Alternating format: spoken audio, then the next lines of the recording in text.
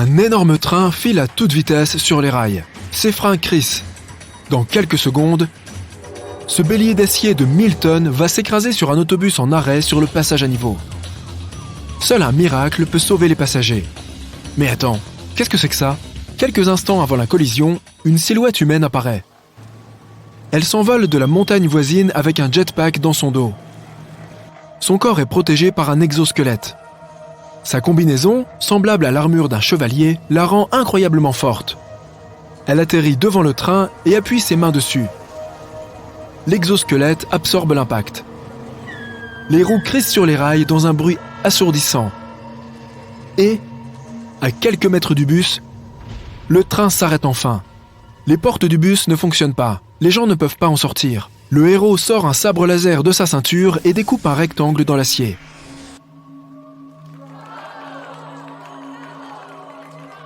Ce scénario peut sembler fantastique, mais beaucoup de gadgets que l'on a vus dans les bandes dessinées et les films font désormais partie de notre réalité. L'exosquelette de Sarcos Robotics rend son propriétaire 20 fois plus fort, réduit les risques de blessures et ne limite pas ses mouvements. Ce modèle n'est qu'un des nombreux exemples. Dans un avenir proche, ces objets apparaîtront dans les rues et deviendront aussi familiers que les drones ou les hoverboards. Dans une telle combinaison, tu peux à la fois secourir des personnes et monter tout seul un réfrigérateur au premier étage. Mais l'armure semble incomplète si elle ne peut pas voler. Richard Browning est le fondateur de Gravity Industries, une entreprise qui développe des jetpacks. Il est aussi le pilote d'essai en chef. Son appareil se compose d'un grand moteur à réaction derrière le dos et de 2 petits sur chaque bras. La personne qui le porte ressemble à un personnage d'un film de science-fiction. Si tu pèses moins de 90 kg, ce sac à dos te permettra de voler.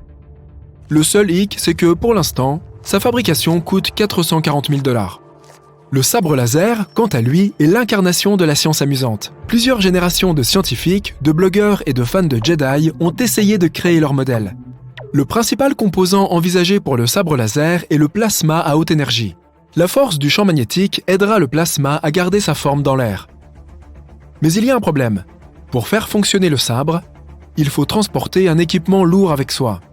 Sans oublier les rayons ultraviolets et la chaleur qui proviennent du plasma chaud. La torche à vapeur métallique Burner est actuellement la meilleure alternative au sabre laser. Cet appareil peut découper une porte en métal en quelques secondes. Mais se battre avec une torche ne fonctionne pas. La cape d'invisibilité n'est plus un fantasme. L'entreprise canadienne Hypersteels Biotechnology Corp a développé un tissu qui te fait bel et bien disparaître. Il n'y a aucune magie là-dedans, juste les bonnes vieilles lois de la physique. Cette cape d'invisibilité crée une illusion d'optique qui te dissimule des regards indiscrets. Depuis 1985, l'overboard a suscité beaucoup d'attention de la part des gens du monde entier et les inventeurs essaient de recréer ce design depuis des décennies. De nombreuses entreprises ont développé leur design de skateboard volant. On peut citer l'overboard alimenté par un jet d'eau, par du kérosène brûlant, par l'électricité ou par des hélices rotatives. ArcSpax Endo a le modèle le plus proche du prototype de science-fiction. Il peut voler dans toutes les directions, tourner et freiner. Cela est possible grâce à 2 champs magnétiques qui se repoussent mutuellement. En 1947, les ingénieurs américains ont examiné une voiture et décidé que c'était un engin ennuyeux. Alors, pourquoi ne pas la faire voler ? Le résultat de leur travail a été le modèle 118 Convair Car. En gros, ils ont pris une voiture normale et ont attaché un avion miniature à hélice sur son toit. Les entreprises du monde entier continuent d'investir des millions de dollars dans le projet de voitures volantes, même si leurs voitures ressemblent aujourd'hui davantage à des drones ou des hélicoptères. De nombreux chercheurs sont persuadés que nous ne construirons jamais de voitures volantes, jugées trop coûteuses et trop dangereuses. Mais qui sait ? Au XIXe siècle, les gens disaient que ces charrettes à 4 roues ne remplaceraient jamais le cheval. Et aujourd'hui, un trajet confortable sur l'autoroute est quand même plus rapide que de monter à cheval à travers champs. Pendant que les ingénieurs essayent de faire voler les voitures, leurs collègues ont fait en sorte qu'elles n'aient plus besoin de conducteur. L'ordinateur prend les commandes. Si tu dois aller au supermarché ou au restaurant, ta voiture autonome choisira elle-même le meilleur itinéraire. Elle sait aussi se garer, ce qui pour certains n'est pas négligeable. La voiture distingue les autres usagers de la route grâce à des capteurs, des caméras vidéo et de puissants processeurs informatiques. Elle remarque les feux de signalisation et les panneaux routiers. Le projet Robotaxi est l'un des plus prometteurs dans ce domaine. Très probablement, dans les 10 à 20 prochaines années, les auto-écoles appartiendront au passé. Pendant des milliers d'années, les peuples anciens se sont assis au coin du feu et ont regardé le ciel étoilé. Notre civilisation a déjà voyagé dans l'espace, mais il y a toujours plus de questions que de réponses. En 60 ans, nous avons envoyé 600 astronautes dans l'espace. Parmi eux, 7 personnes sont des touristes qui ont visité la Station spatiale internationale. Mais pour avoir le privilège d'admirer notre planète d'une hauteur de 400 km, il faut débourser 50 millions de dollars. SpaceX et son propriétaire Elon Musk sont prêts à établir une colonie sur Mars d'ici 2050. 1 million de personnes s'installeront dans la toute première ville martienne. Mais il n'est pas nécessaire de monter à bord d'un vaisseau spatial pour avoir l'impression d'être sur une autre planète. 80% des océans du monde sont encore inexplorés et non cartographiés.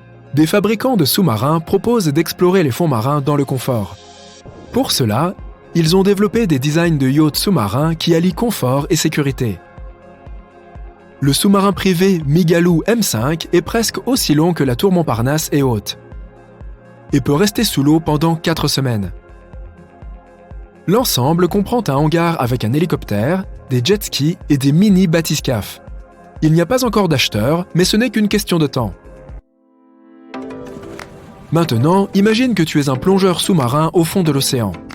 Il fait noir tout autour de toi, mais ta lampe de poche peut régler le problème. Tu respires un liquide qui remplit ton casque jusqu'aux yeux. Quoi ? Nous ne pouvons pas respirer de l'eau, ou, par exemple, du soda, non pas parce que ces substances sont liquides, mais parce qu'elles ne contiennent pas assez d'oxygène. À l'avenir, les plongeurs sous-marins respireront un liquide enrichi en oxygène. Cela permettra aussi de plonger en profondeur.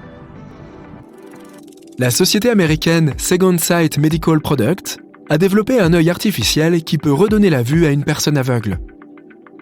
Il s'appelle Argus II. Il s'agit en fait d'un implant rétinien électronique et c'est la première étape vers la création de l'œil bionique. Peut-être qu'à l'avenir, il sera capable de faire un zoom avant et arrière sur les objets, de rendre une image plus nette ou de voir les infrarouges.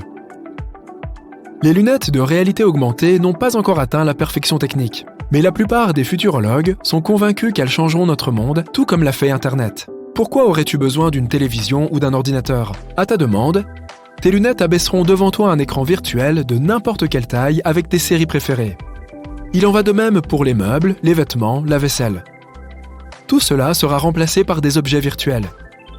Les lunettes de réalité augmentée numériseront tout objet qui t'entoure et le feront ressembler à ce que tu veux. Jusqu'à ce que tu les enlèves, bien sûr. Aujourd'hui, tu admires un paysage méditerranéen par la fenêtre. Et demain, tu auras une vue de Times Square. Les disques durs et les lecteurs optiques des ordinateurs stockent d'énormes quantités de données, mais cette technologie n'est pas fiable. Avec le temps, les disques deviennent illisibles. Les scientifiques ont presque résolu ce problème. Ils ont appris à écrire des données électroniques dans l'ADN de bactéries vivantes. Les processus biologiques ont lieu à l'intérieur de chaque cellule vivante. Les scientifiques ont réussi à les programmer en utilisant des méthodes de systèmes informatiques. Les nanorobots apparaîtront dans les 10 prochaines années. Dans les films et les bandes dessinées, les méchants sont le plus souvent associés à cette technologie. Dans le monde réel, les nanorobots seront utilisés en médecine.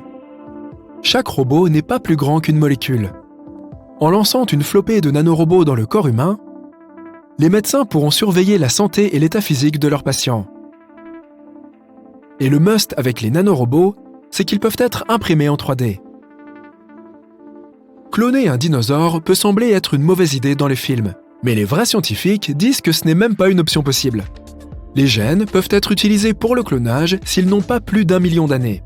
Or, les dinosaures ont disparu il y a 65 millions d'années. Mais il y a d'autres animaux. Il y a une forte probabilité que les mammouths réapparaissent sur Terre dans les 50 prochaines années, ainsi que les rhinocéros laineux et même les tigres à dents de sabre. Les scientifiques prévoient d'implanter du matériel génétique d'animaux disparus dans l'ADN d'animaux existants. Éléphants, rhinocéros et tigres. Dans les films de science-fiction, on voit souvent des vaisseaux spatiaux et des stations qui tirent des faisceaux colorés dans l'espace pour attirer d'autres vaisseaux. des scientifiques australiens ont réussi à créer un tel rayon, sauf qu'il est invisible. Leur rayon est capable de capturer et de retenir des atomes flottants dans le vide. Bien sûr, ce ne sont pas encore d'énormes stations spatiales, mais c'est un grand pas dans l'étude de la physique. Les scientifiques ont créé un entonnoir quantique qui permettra d'étudier les atomes et molécules individuelles qui composent tout ce qui nous entoure. Lors des premiers stades de la recherche, les scientifiques ont reconstitué le mégalodon comme une version plus grande et un peu plus dangereuse que le grand requin blanc. Les films ont ensuite suivi le mouvement, ajouté quelques détails de leur côté et tadam! Nous avons un géant marin qui pouvait mesurer jusqu'à 27 mètres de long. Attends. Les mégalodons mesuraient généralement entre 15 et 16,5 mètres, et parfois jusqu'à 18 mètres. À titre de comparaison, une piste de bowling fait 18 mètres de long. Un bus scolaire mesure environ 13,5 mètres, et une personne moyenne mesure 1,78 m. Alors oui, pas mal mégalodon, mais pas encore 27 mètres. Son poids était d'environ 50 à 60 tonnes, soit quelque chose comme 10 éléphants adultes, ou même un Boeing 737. Mais il ne s'agit que des femelles. Les demoiselles étaient presque 2 fois plus grosses que les mâles. Autre différence entre le film et la réalité. Le mégalodon n'a aucun rapport avec le grand requin blanc. Le mégalodon est en effet le dernier descendant d'une lignée de requins complètement différente. En plus, son espèce est environ 3 fois plus grande qu'un grand requin blanc moyen. Il a un nez plus court et une mâchoire beaucoup plus plate qui donne presque l'impression d'être écrasé. De plus, les nageoires pectorales du meg sont plus longues que celles du grand requin blanc. Les prédateurs anciens mangeaient beaucoup, ils avaient donc besoin de quelque chose pour supporter leur poids. Ils avaient cependant tous les deux un excellent sens de l'odorat, si bien que, même à l'époque préhistorique, ce n'était pas une bonne idée de se baigner avec un morceau de viande crue à la main. Et ce n'est pas non plus sans danger aujourd'hui. Que le meg se cache quelque part dans les profondeurs, ce que certains pensent encore, ou qu'il ait disparu à jamais, les jeunes cousins seront là à attendre. Par ailleurs, puisque tous deux aiment poursuivre les gros mammifères marins, ils auront certainement des choses à faire ensemble. Enfin, jusqu'à ce que le meg soit de mauvaise humeur et mange accidentellement son ami. On ne sait jamais. Ces gars-là avaient un style de chasse différent. Les grands blancs préfèrent plonger directement vers leur proie et trouver les endroits les plus mous, comme les pattes exposées ou le ventre. Le mégalodon, quant à lui, visait les nageoires et la queue, grâce à ses mâchoires de près de 3 mètres et à ce qui est considéré comme la morsure la plus forte jamais vue, ses dents pouvaient percer presque n'importe quoi. Parfois, une dent entière était retrouvée enfoncée dans l'os d'un animal plus gros, comme une baleine. Sans les parties principales dont ils se servent pour nager, les pauvres animaux marins étaient alors impuissants et incapables de s'échapper. Pourtant, les baleines ne représentaient qu'une petite partie du régime alimentaire du mégalodon. Les phoques, les siréniens, les calmars, les dauphins, les autres requins, le bon vieux meg n'aurait probablement pas dit non à un banc aléatoire de petits poissons nageant dans sa bouche non plus. Rien de mieux qu'un bon snack après un gros et savoureux dîner.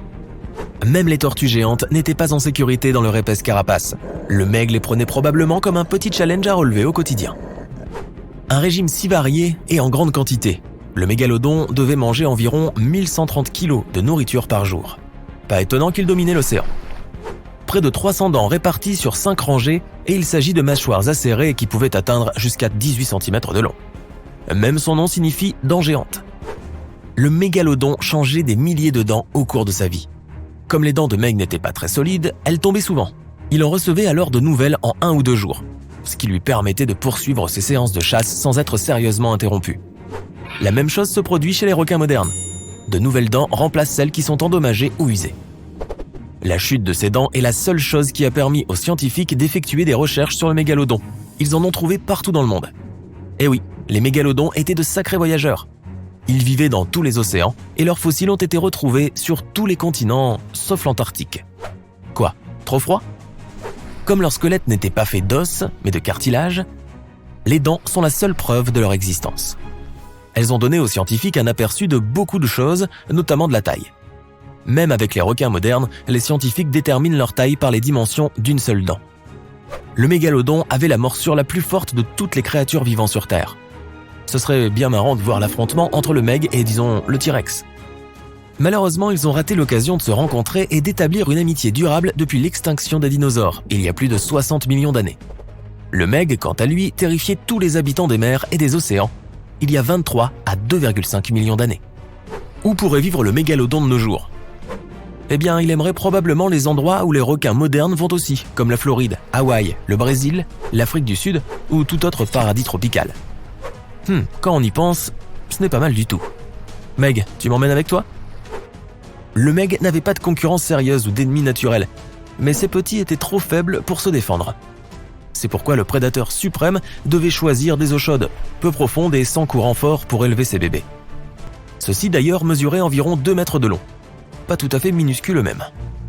Les scientifiques ont en fait trouvé certaines dents de leurs petits. Il semble donc qu'une partie de leur zone de reproduction se trouvait sur la côte du Panama. Et ça remonte à 10 millions d'années. Bon, il est temps de faire connaissance avec l'un des rivaux potentiels du mégalodon, le puissant cachalot. D'une longueur de 13,5 à 18 mètres, sa taille en fait un adversaire puissant. Les cachalots modernes n'ont pas d'aussi grandes dents, mais leurs ancêtres, qui vivaient il y a environ 13 millions d'années, étaient bien équipés. La plus grande dent trouvée mesurait 12,7 cm de large et 35,5 cm de long. C'est un peu comme la plus grande bouteille de soda qui existe. Cela ferait un combat intéressant. Nous parlons ici de ce prédateur marin géant, mais ce n'est pas le seul animal ancien intrigant qui a voyagé dans les océans. En fait, les requins font partie des plus anciennes créatures de notre planète. Plus anciennes que les insectes, les mammifères, les dinosaures et même les arbres. Des extinctions massives ont anéanti la plupart des formes de vie sur Terre, des astéroïdes géants sont tombés sur sa surface, des continents se sont séparés et tant d'autres choses se sont produites. Mais les requins étaient là, vivants, persévérants, apparemment sans aucun contact avec le monde extérieur, en mode chill, à profiter de leur vie. L'aiguille à commun est en fait l'un des premiers animaux à avoir une mâchoire. Il ne pouvait pas faire grand-chose avec cette mâchoire puisqu'elle ne faisait que 30,5 cm de long. Ouais, les megs ne s'embêteraient même pas avec celui-là. Et ce n'était même pas un vrai requin, il y avait juste un air de ressemblance. Si tu t'es déjà demandé à quoi ressemblait une combinaison d'anguille et de requin, eh bien la voilà. Le requin anguille préférait l'eau douce. Mesurait jusqu'à 1 mètre de long et s'est éteint il y a environ 200 millions d'années. Comme les dinosaures sont apparus il y a environ 230 millions d'années, le requin anguille était probablement là pour les accueillir chaleureusement, leur préparer un buffet, mais les dinosaures l'avaient malheureusement pris pour un dessert. S'il était encore en vie, ce prédateur causerait la panique sur les belles plages de sable pendant les vacances. Le requin Ginsu. Il a été surnommé d'après les couteaux Ginsu, en raison de son énorme gueule composée de près de 500 dents acérées comme des rasoirs. L'un des passe-temps de ce requin monstrueux était de s'attaquer aux grosses tortues. D'accord, sérieusement, c'est quoi cette histoire de requin-tortue ? Les requins à dents de ciseaux. Ah, maintenant on parle. Ces animaux vivaient il y a environ 300 millions d'années et avaient une tête aux formes étranges. Le plus étrange, ce sont leurs mâchoires. Ce requin ne se débarrassait pas de ses vieilles dents usées, mais en faisait pousser de nouvelles à l'arrière. Celles de l'avant étaient ensuite poussées vers l'avant et, avec l'âge, le requin a pris un aspect très étrange de dents ciseaux. Les scientifiques ne savent toujours pas pourquoi il devait être comme ça. Même pendant le long règne du Meg, notre prédateur antique préféré n'était pas le seul requin géant effrayant qui existait. Comme... je n'arrive pas à prononcer son nom, alors je l'appellerai simplement Monsieur C. Malheureusement, on n'a pas trouvé assez de fossiles pour obtenir plus d'informations. Mais certaines recherches indiquent qu'il avait des dents de plus de 12,7 cm de long. Cela implique aussi qu'il pouvait probablement atteindre 6 mètres de long. Oh, si seulement il avait laissé quelques dents de plus. Je suppose que le Meg ne serait pas la seule star de cinéma de cette époque. Si près, c'est... si près. Le bébé T-Rex était adorable. Voilà, c'est dit. Difficile d'imaginer ces deux mots dans la même phrase. Mais après tout, même le grand méchant T-Rex n'est pas sorti de sa coquille déjà adulte et effrayant. Au cours de ses premiers mois sur Terre, bébé T-Rex était une jolie petite boule de poils de la taille d'une dinde. Un peu comme un oisillon à l'allure bizarre sortant d'un œuf surdimensionné. Pas assez de nourriture, un environnement dangereux, des astéroïdes, les pauvres bébés étaient si impuissants et faibles que seule la moitié d'entre eux atteignaient leur premier anniversaire. Les scientifiques pensent que leur duvet était là pour les garder au chaud quand ils étaient encore petits et vulnérables, en plus de les aider à se camoufler et à rester en sécurité. Les petits n'avaient pas encore de grandes dents pointues. Ils se nourrissaient alors surtout de petits reptiles et d'insectes. Ils grandissaient toutefois assez vite, puisqu'ils prenaient jusqu'à 2 kilos par jour, comme nous pendant les fêtes. Mais le fait le plus étrange à leur sujet, quand ils étaient petits, leurs bras avaient l'air tout à fait normaux par rapport à leur corps. Mais lorsqu'ils atteignaient la taille adulte, leurs proportions étaient bizarres.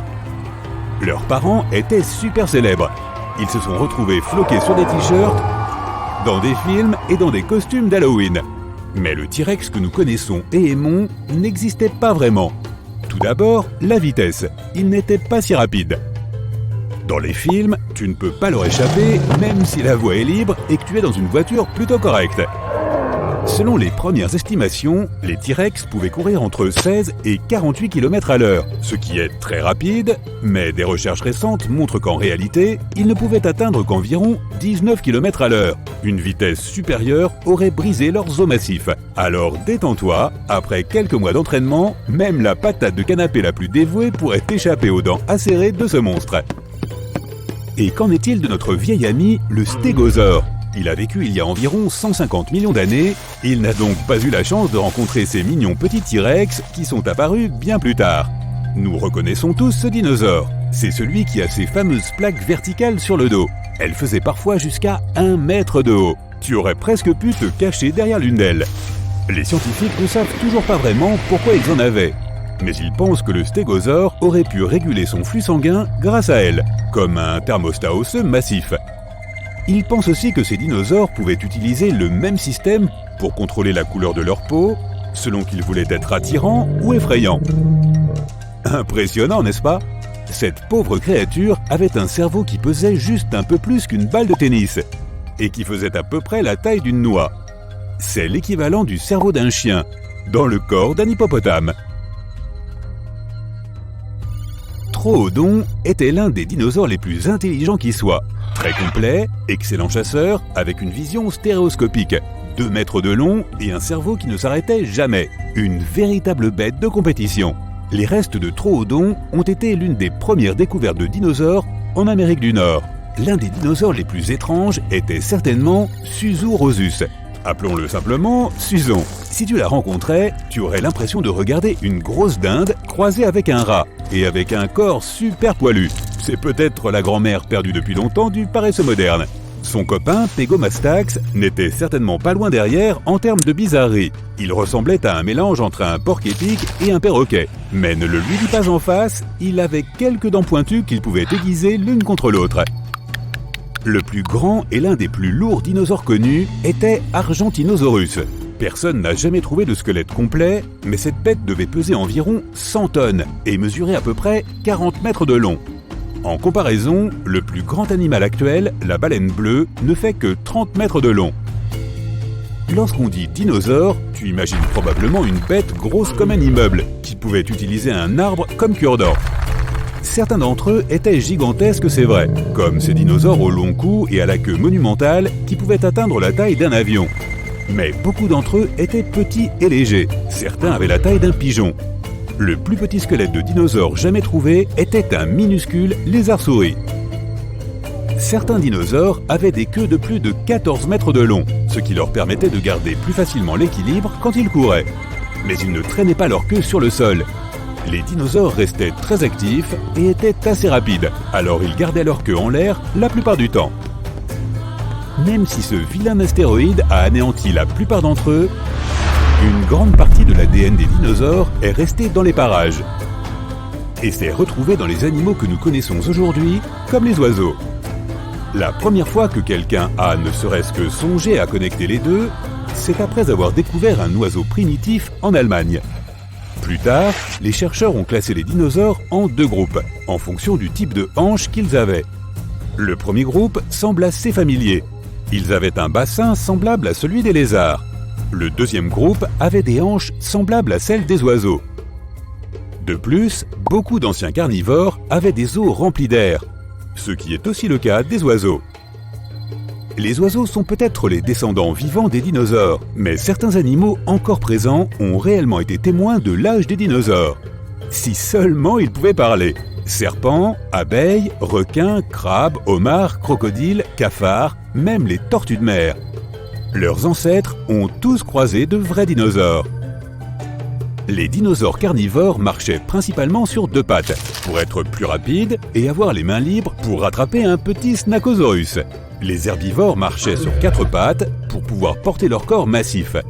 certains des plus gros mangeurs de plantes avaient besoin d'environ 1 tonne de nourriture par jour. Imagine des animaux si grands qu'ils devaient manger quotidiennement un tas de légumes de la taille d'une maison. Il y a environ 700 espèces connues de dinosaures éteints. Cela semble beaucoup, mais nous ne les avons probablement pas toutes découvertes. Il y a 5 ans, on a découvert un nouveau type de dinosaure. Il avait des cornes tronquées juste au-dessus de ses yeux, qui le faisaient tellement ressembler au personnage de bande dessinée qu'ils l'ont appelé Hellboy. Dans les années 90, des scientifiques ont découvert un cratère dans la péninsule du Yucatan, au Mexique. Tu connais la suite. Il y a environ 66 millions d'années, un météore de la taille du mont Everest a frappé notre planète et a rempli l'atmosphère de poussière, de gaz et de débris qui ont provoqué une grave catastrophe climatique. Cela a déclenché une vague de chaleur et un souffle qui est monté dans l'atmosphère, bloquant partiellement le soleil. Game over. Merci d'avoir joué, messieurs les dinosaures. Il n'y a pas eu de chevauchement entre l'âge des humains et celui des dinosaures. Les dinosaures ont disparu il y a plus de 60 millions d'années. Mais ils ont existé sur Terre pendant 160 millions d'années. Les humains d'apparence moderne n'existent que depuis environ 250 000 ans. Tous les dinosaures n'étaient pas en vacances au Mexique lorsque l'astéroïde a frappé. Ils vivaient partout sur le globe. Certains vivaient dans des déserts, tandis que d'autres vivaient dans des zones proches d'anciennes rivières, entourées de forêts épaisses et d'une riche végétation. Ils n'étaient pas trop difficiles, alors ils vivaient partout, même en Antarctique. Mais ce continent n'était pas couvert de glace à l'époque. Les 2 pôles abritaient des forêts. La plupart des gens imaginent que tous les dinosaures étaient gris-verts à cause des films. De plus, nous pensons généralement que ce sont des lézards géants. Les scientifiques ne savent toujours pas grand-chose sur les teintes de peau des dinosaures, mais les chercheurs ont récemment trouvé des preuves que les dinosaures ont existé dans toutes les couleurs. Et l'un d'eux avait même des anneaux blancs et oranges sur sa queue. Dinosaure signifie « terrible lézard » en grec. Les scientifiques pensaient que les dinosaures avaient surtout le sang froid, comme les serpents, les lézards ou d'autres reptiles. Il s'avère qu'ils avaient peut-être tort. Certaines preuves indiquent qu'ils avaient le sang chaud, comme les mammifères. Quelque part en 2014, les scientifiques ont déclaré que la plupart des dinosaures étaient des mésothermes. Un peu de ceci, un peu de cela. Et il s'avère que beaucoup d'entre eux avaient des plumes, comme les bébés T-Rex. Cela les aidait à réguler leur température corporelle. Un autre élément auquel nous croyons et qui provient des films est le bruit que faisaient les dinosaures. Les producteurs mélangent généralement un tas de bruits d'animaux pour obtenir cet authentique rugissement de dinosaures. Le T-Rex produit généralement un son qui est un mélange d'alligator, de tigre et du couinement d'un bébé éléphant. Et ce redoutable souffle de T-Rex, c'est juste le son de l'air passant par les vents d'une baleine. Ça y est, tu y es.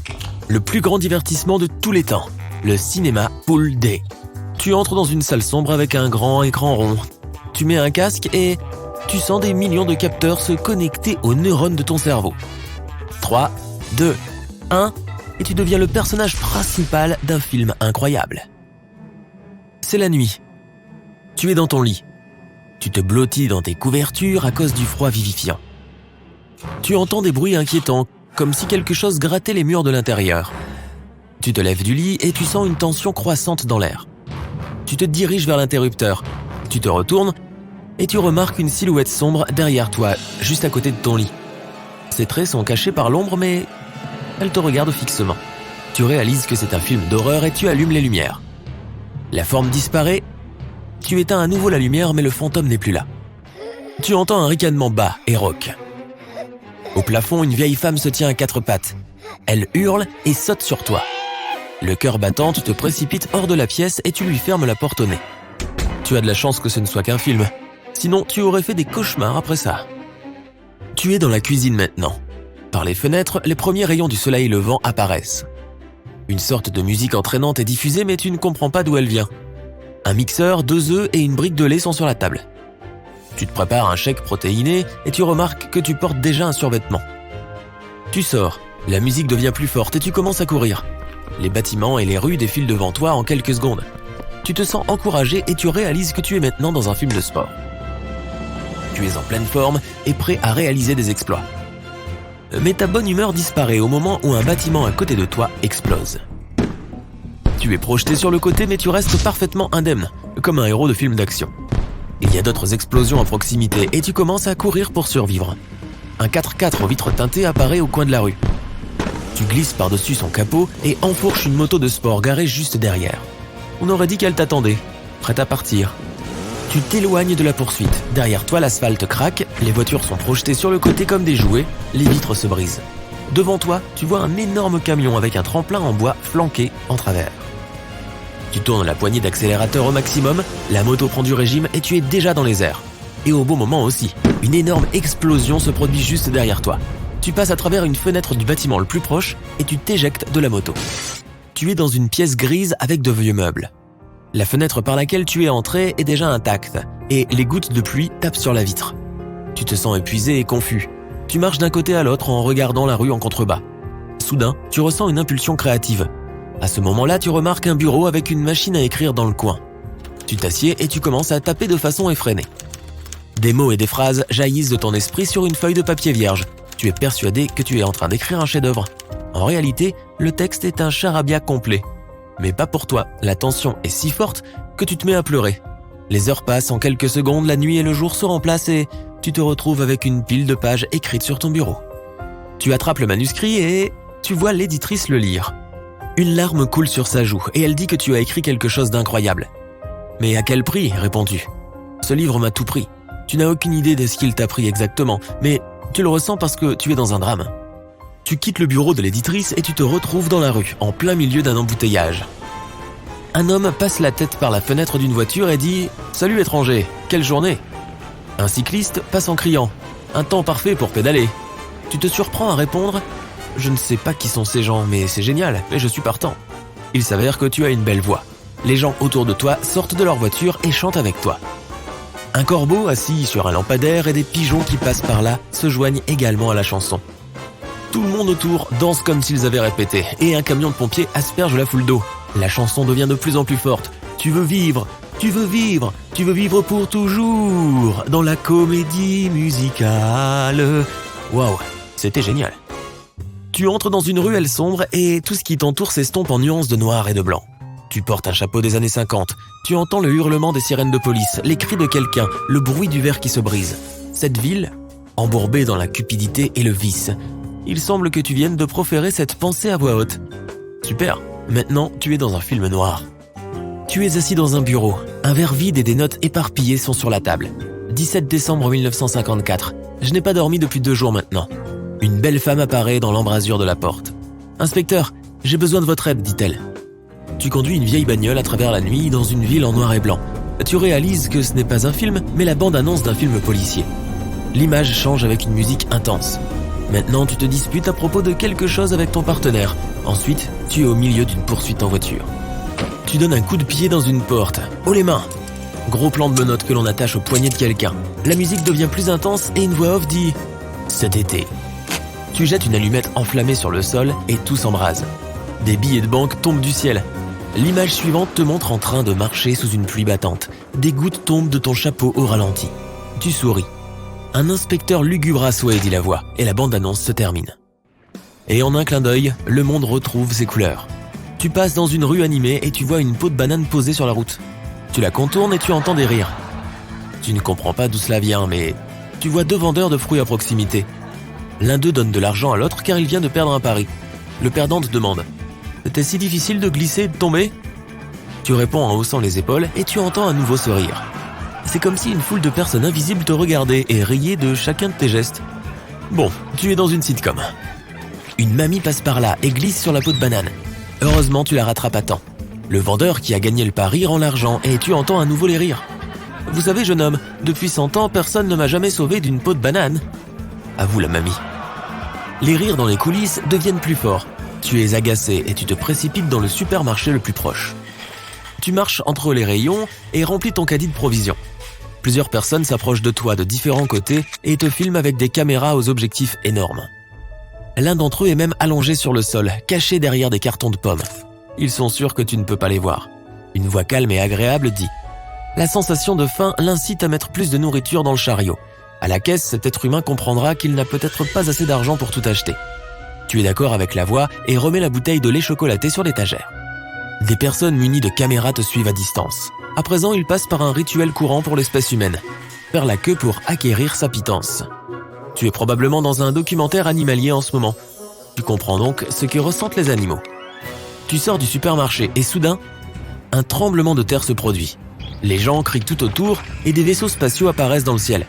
Une invasion extraterrestre. Tu montes dans une voiture noire et elle se transforme en vaisseau spatial. Tu manœuvres dans le ciel en esquivant les explosions. Les vaisseaux ennemis te poursuivent. Tu appelles ton fils adulte au téléphone. « Fils, je ne te l'ai jamais dit avant, mais je t'aime énormément. Tu as beau être un poulet, tu es la personne qui compte le plus dans ma vie. Prends soin de toi. »« Papa, qu'est-ce qui se passe ? Papa ?» demande le fils. Mais tu éteins le téléphone. Tu es dans un film de science-fiction avec une petite pointe de drame. Ton vaisseau spatial entre dans l'espace et tu vois l'énorme arche des envahisseurs. Tu te faufiles parmi les ennemis et tu t'écrases sur leur centre de commandement. Une énorme explosion illumine l'espace. L'humanité a gagné. Tu es déclaré martyr, mais personne ne sait que tu as réussi à t'extraire de ton vaisseau spatial au dernier moment. Maintenant, tu mènes une vie paisible avec ta famille dans un village reculé. Fin. Avec toi-même. Bientôt dans les salles. Tu as toujours entendu dire que l'eau bout plus vite lorsqu'on y ajoute un peu de sel. C'est un mythe. Cela ne fait aucune différence et même si c'était le cas, il se pourrait au contraire que l'eau mette plus de temps à bouillir. Toutefois, cela peut donner un meilleur goût à tes pâtes, donc pourquoi pas. Les chauves-souris sont aveugles. C'est faux. Le mythe vient probablement du fait que ce sont des créatures nocturnes et qu'elles ont des capacités auditives extraordinaires. Elles chassent surtout quand il fait sombre et se fient à un sens appelé écolocalisation. Mais cela ne veut pas dire qu'elles sont aveugles. Leurs yeux ne sont pas inutiles, ils sont juste adaptés aux conditions de faible luminosité. Une baleine bleue est si grosse que sa langue peut peser autant qu'un gros éléphant. Rien à dire, ces animaux sont énormes. Tu perds plus de chaleur par la tête. C'est faux. La vraie raison pour laquelle les gens le croient est que lorsqu'il fait froid, notre tête est la partie du corps la plus susceptible de rester découverte. Si nous sortions dehors en portant juste un t-shirt, nous perdrions de la chaleur par les bras, sans parler des jambes, des pieds et d'autres parties. Donc, n'oublie pas ton bonnet. La théorie de la carte de la langue stipule que nous avons différentes parties pour différents goûts. Pas vraiment, il y a des papilles gustatives individuelles qui sentent certaines saveurs plus que d'autres. Mais cela ne veut pas dire qu'une zone sent le sucré plus qu'une autre. Des études ont montré que toutes les zones de la bouche ont des papilles gustatives sensibles à tous les goûts. Regarde cette carte de la langue de la baleine bleue, on dirait qu'elle a un faible pour le plancton. Les dinosaures étaient géants. C'est faux, les films les montrent comme d'énormes lézards écailleux, mais c'est très réducteur. Tout d'abord, il y avait de nombreuses espèces de dinosaures plus petites, et certaines d'entre elles étaient aussi petites qu'une dinde ou un pigeon. De plus, certains dinosaures, comme le T-Rex, étaient couverts de plumes, surtout au début de leur vie. L'oxygène est incolore, c'est partiellement vrai. Sous forme de gaz, il n'y a pas de couleur, mais sous forme solide ou liquide, il a une teinte bleu ciel. Les caméléons changent de couleur pour s'adapter à leur environnement. C'est faux. Ce serait probablement très fatigant pour eux. En réalité, d'autres facteurs comme l'humeur, la température ou la quantité de lumière qu'ils reçoivent affectent leur couleur. Lorsque les caméléons se détendent et étirent leurs cellules, les cristaux qui se trouvent à l'intérieur sont affectés par la lumière. Ces animaux utilisent les cristaux pour communiquer entre eux, donc par exemple, les teintes plus sombres montrent qu'ils ne sont pas de très bonne humeur. Les Néandertaliens ne sont pas nos ancêtres. Faux, bien qu'ils aient cohabité avec les Homo sapiens à un moment donné, mais dans des régions différentes de la planète. Ils ne sont donc pas seulement une étape du développement humain, mais une lignée différente. Ils étaient aussi assez créatifs. Ils utilisaient le feu, fabriquaient des outils, mangeaient des plantes médicinales, se nettoyaient les dents et bien d'autres choses similaires à notre espèce. Les Néandertaliens se sont probablement éteints à cause des changements climatiques extrêmes. Les dindes peuvent rougir. Celle-là est vraie. Elles sont comme nous sur ce point. Lorsqu'elles sont en colère, excitées ou même mal à l'aise, la peau de leur cou et de leur tête devient rouge. Contrairement à ce que leur nom indique, les trous noirs ne sont pas vraiment des trous. Ce sont des objets très denses qui exercent une attraction gravitationnelle extrêmement forte. Les flamants roses sont des animaux super cool. Et ils plient leurs jambes au niveau du genou. C'est faux. En réalité, ils les plient au niveau des chevilles. Car les genoux sont plus proches du corps et sont recouverts de plumes. Les pommes de supermarché sont fraîches. Pas tout à fait. En fait, elles peuvent avoir jusqu'à 1 an, puisqu'elles sont souvent cueillies entre août et novembre. Après cela, elles sont recouvertes de cire et séchées à l'air chaud. Enfin, elles sont envoyées en chambre froide et après 6 à 12 mois, on les trouve dans les rayons des supermarchés. L'eau en bouteille a une date d'expiration. C'est vrai. Mais cela ne signifie pas que c'est l'eau qui expire. C'est la bouteille. Le plastique commence à se diluer dans l'eau. et des substances chimiques indésirables apparaissent. L'invention du sachet de thé n'était pas vraiment prévue. Vrai. Au début du XXe siècle, Thomas Sullivan a rempli des petits sachets en soie avec des échantillons de feuilles de thé et les a envoyés à ses clients. L'idée était de les ouvrir et de jeter les feuilles de thé dans l'eau chaude. De nombreux clients pensaient qu'ils étaient censés mettre ces sachets directement dans la théière sans les ouvrir. Le sachet de thé a subi depuis quelques améliorations. Il a reçu une ficelle et une étiquette en papier au bout. Et c'est ainsi que cette invention géniale est née. La foudre ne frappe jamais 2 fois au même endroit. C'est faux. L'Empire State Building a un jour été frappé 8 fois en seulement 24 minutes. Il y avait un orage terrible et rien ne peut généralement éloigner la foudre de l'endroit qui a été frappé. Si un lieu frappé présente des caractéristiques qui ont attiré la foudre en premier lieu, comme la forme du terrain, l'eau stagnante ou la hauteur, il peut l'attirer à nouveau. Tu as tellement envie d'ADN dans ton corps que tu pourrais l'étirer sur une distance du Soleil à Pluton pour un aller-retour. C'est vrai, et pas seulement une fois, mais pas moins de 17 fois. Mais bien sûr, tu ne seras plus vraiment le même après avoir fait ça. Les crocodiles sont l'une des espèces les plus anciennes du monde.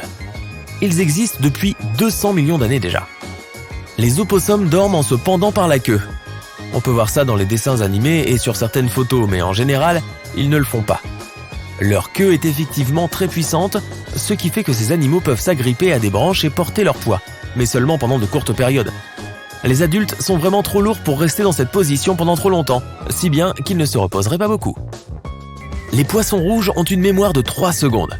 C'est faux. Ces poissons colorés sont en fait très intelligents. Une étude a montré que les poissons rouges pouvaient faire la différence entre 2 chansons classiques. Ils n'apprennent pas très vite, c'est vrai, mais après plus de 100 séances, ils y sont parvenus.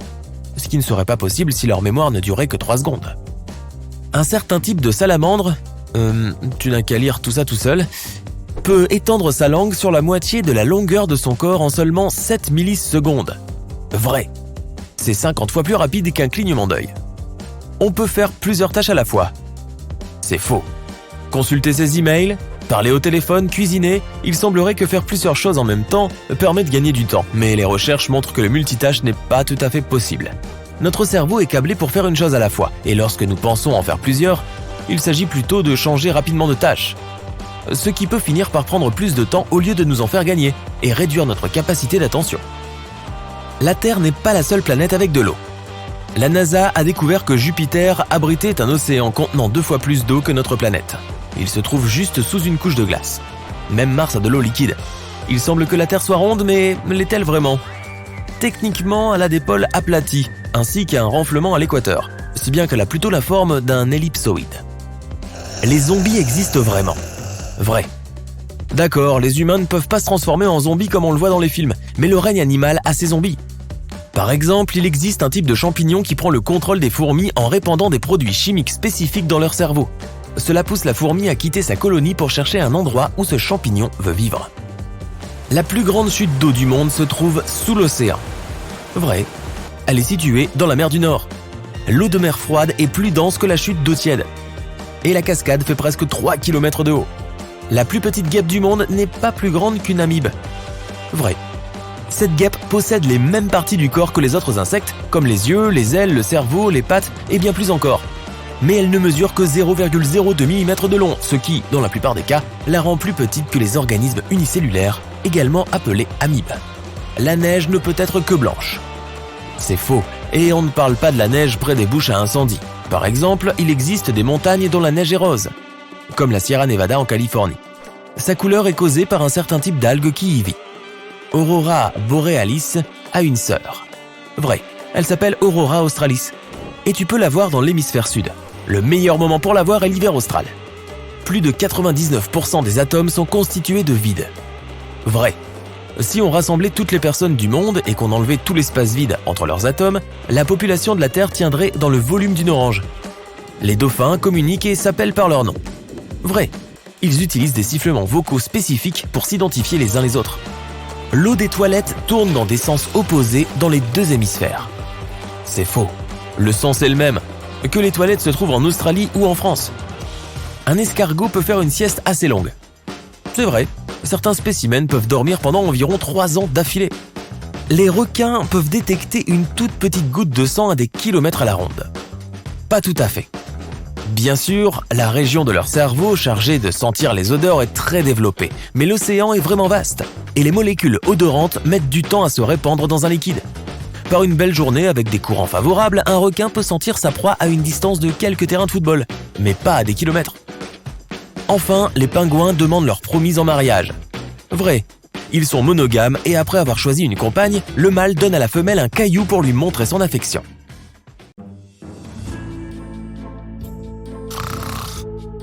Et c'est quoi ce bruit? Depuis combien de temps tu dors? Tu essaies de bouger ton cou. Ta nuque est un peu raide. Tu as fait une bonne sieste, mais tu t'es endormi dans une position inconfortable. Dans la salle de cinéma. Oh, maintenant tu te souviens. Le film était vraiment ennuyeux. Tu étais crevé après une longue journée de travail, alors tu n'as pas pu t'en empêcher. Tu regardes autour de toi, tout le monde est sorti, tu es seul. Tout est propre, sans popcorn ni canette de soda sur le sol. Bizarre. Le générique défile à l'écran. Il est donc temps de quitter les lieux. Il doit être assez tard et tu ne veux pas rater ton bus. Tu te lèves, tu t'étires et tu te diriges lentement vers la sortie. Tu pénètres dans le couloir. Il n'y a personne. Tu es troublé. Habituellement, lorsque tu restes au cinéma si tard, quelqu'un te raccompagne et te rappelle qu'ils sont en train de fermer. Et en plus, c'est toujours le bazar sur place, laissé par les gens qui passent là toute la journée, mangent des snacks et laissent tomber du popcorn sur le sol. Mais cette fois, tout est propre et paisible. Comme si le cinéma n'était pas ouvert du tout. Tu vérifies les toilettes, il n'y a personne. Les lumières sont tamisées, mais tu peux voir où tu marches. Et pourtant, tout semble un peu effrayant quand on est tout seul comme ça. Coucou! Tu essayes d'appeler les gens plusieurs fois. Aucune réponse. Tu suis le panneau sortie et tu arrives à une porte fermée. Fermée temporairement pour cause de rénovation. Hein? Combien de temps dure ce temporairement? Tu commences à paniquer puis tu te mets soudainement en colère. Comment le personnel a-t-il pu oublier de te réveiller? Tu te mets à crier, à essayer d'ouvrir la porte mais rien ne fonctionne. Tu vérifies ton téléphone, évidemment, il est éteint, tu as oublié de le charger. Puis, soudain, tu entends du bruit provenant d'une des salles. Tu commences à frissonner. Est-il possible que quelqu'un d'autre soit piégé aussi? Tu te diriges lentement vers le couloir et tu ouvres prudemment la porte. Mais ce n'est que le début d'un autre film. Ce hall est vide lui aussi. Pour essayer de te distraire, tu te procures du popcorn, des bonbons, du soda et même de la glace. Enfin, tu es à l'heure pour avoir la meilleure place. Oh mon Dieu, c'était génial! Tu étais toujours assis et tu riais encore de certaines des blagues que tu as entendues quand soudain un nouveau film a commencé. Super! Pourquoi ne pas voir celui-là aussi? Les ouvriers n'arriveront probablement que demain matin de toute façon. Tes amis vont être tellement jaloux quand ils vont découvrir que tu as passé une soirée au cinéma gratuitement. Après 2 autres films, tu réalises que tu n'as aucune idée de l'heure qu'il est. Mais tu te sens très fatigué. Demain est un nouveau jour. Ça ira mieux. Oh, toujours pas de nouvelles. Personne n'est venu. Le bruit venant de ton estomac devient de plus en plus fort. Alors tu vas chercher de nouvelles collations. C'est l'heure de plus de cinéma. Le marathon auquel tu as toujours voulu participer. Tu arrives dans la première salle, il y a une comédie. Tu réalises que chaque salle présente son propre genre de film. Et quand un film se termine, un nouveau commence immédiatement. À un moment donné, l'écran devient tout blanc. C'est le signal qu'il est temps d'aller dormir. Les jours passent, tu attends les ouvriers chaque matin et tu regardes de nouveaux films chaque jour. Il y a aussi quelques vieux films dans différentes langues et de différents pays. Ta routine quotidienne est toujours la même. Tu te lèves et prends ton petit déjeuner. Tu as trouvé un grand stock de sandwichs dans le réfrigérateur. Après avoir regardé plusieurs films, tu te promènes et tu explores l'endroit. Ensuite, tu déjeunes, tu regardes d'autres films, tu dînes et c'est déjà l'heure de te coucher. Tu te sens complètement hypnotisé par tous les films que tu regardes. Certains te font tellement rire que tu n'arrives pas à t'endormir après, car tu penses sans cesse à leurs rebondissements. D'autres te font monter les larmes aux yeux. Certains te font réfléchir. Et il y a des films qui t'effraient tellement qu'au lieu de t'endormir, tu te lèves toutes les 5 minutes pour vérifier chaque bruit suspect que tu entends. Ta vie ne change pas, personne ne vient et toutes les journées se ressemblent. Au début, tu cherches encore à compter le nombre de jours depuis que tu es coincé au cinéma, mais au bout d'un moment, tu perds la notion du temps. Tes yeux sont devenus rouges à force de fixer l'écran pendant des heures. Tu es parfois terrifié lorsque tu te regardes dans le miroir de la salle de bain. Ta peau est devenue pâle. Tu as pris un peu de poids et ton dos s'est arrondi à force de t'asseoir et de dormir dans une position inconfortable. De temps en temps, tu essaies de faire de l'exercice et d'ajouter des habitudes saines à ta vie. Mais la plupart du temps, tu as l'impression d'être le personnage principal d'un film étrange. Celui où tu ne peux pas savoir ce qui est réel et ce qui ne l'est pas. Tu continues à voir des choses du coin de l'œil, mais quand tu te retournes, il n'y a rien. Tu décides de ne plus regarder de films d'horreur, et puis tu te retrouves accidentellement sur un siège à attendre que le prochain film commence. Et avant que tu ne le saches, le film t'a rendu accro. Et tu ne peux pas t'arrêter de le regarder, même si tu sais que tu ne pourras pas dormir de la nuit. Tu te sens de plus en plus seul. Les personnages de films deviennent tes seuls amis. Tu leur parles constamment dans ta tête ou même à voix haute. Le silence qui suit la fin du film est horrible. Et les coins sombres de la salle de cinéma semblent encore plus effrayants à ces moments-là. Tu as mal au ventre, tu en as marre des snacks, des bonbons, des sandwichs et du popcorn. Incroyable, mais la seule chose dont tu as envie, c'est d'un bol de soupe chaude. Tu n'aimes plus les films. Rien ne te semble drôle, triste ou même effrayant. Tu regardes défiler les images sans savoir de quoi il s'agit. C'est comme si tu étais coincé sur une île déserte, mais en pire. Là-bas, tu aurais au moins des plages, des couchers de soleil et des palmiers, et peut-être même une chance de t'échapper après un certain temps. L'air frais, la lumière du soleil, la sensation de la pluie sur ta peau te manquent. Tu fermes les portes des salles de cinéma et tu te tiens près de la billetterie. Tu en as fini avec le générique de début, la musique du film, tes acteurs préférés. Tu ne veux plus rien avoir à faire avec des films. Tu commences à explorer l'endroit, en faisant encore plus attention aux détails que par le passé. Tu entres dans toutes les salles une par une et tu essaies de trouver de nouvelles options de sortie. Tu commences à perdre espoir, mais ensuite, tu te souviens d'un détail du film que tu as vu quelques jours auparavant et tu cours aux toilettes. Voici la bouche d'aération. C'est maintenant ou jamais. C'est assez haut. 2 poubelles. Super. Tu vas peut-être l'atteindre maintenant. La construction continue à se balancer. Mais tu arrives à ramper dans le trou avant que la tour de poubelle ne s'écrase. Tu dois traverser tout un labyrinthe là-haut avant de pouvoir enfin sortir. Ah, une nuit chaude et agréable. C'est comme si c'était la première fois que tu prenais une grande respiration depuis plus d'1 an. Le cinéma n'est pas dans le centre-ville alors tu commences à rentrer à pied. Quand tu arrives, ton colocataire en croit à peine ses yeux. Tu es rentré d'Aruba ? Il a l'air surpris.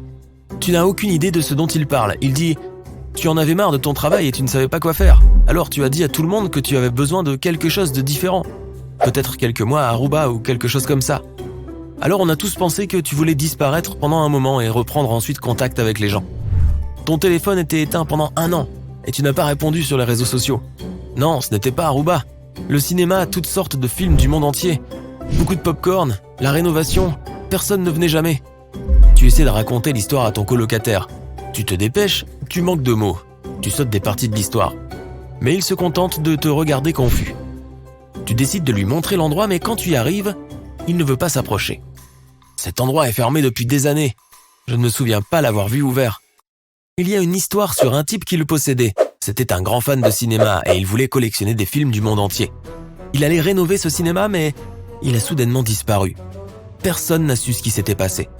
Le cinéma a été fermé et est en rénovation depuis lors. Des gens ont entendu des bruits provenant de ce bâtiment, mais personne n'a jamais eu le courage de s'approcher pour enquêter. Ouch! Comment as-tu atterri dans un tel endroit? Soudain, tu remarques que quelqu'un bouge près du théâtre. Il commence à marcher vers toi. Tu essaies de t'enfuir, mais tu ne peux pas bouger. Qu'est-ce qui se passe? Tu te réveilles en sursaut sur ton siège. Tout cela n'était-il qu'un rêve? Le générique sur l'écran signifie que le film que tu as regardé est terminé. La salle est vide, et tu en sors rapidement. Il n'y a personne. Oh non, pas encore. Coucou? Tu cries en panique. Silence et puis... Oui? Tu es assis dans ta voiture sur le parking d'un centre commercial. Tu viens d'acheter un cadeau pour l'anniversaire de ta sœur et tu devrais avoir le temps de l'apporter à sa fête. Aujourd'hui, il y a beaucoup de monde dans le centre commercial. Il est donc très difficile de sortir du parking. Finalement, tu t'approches de la sortie.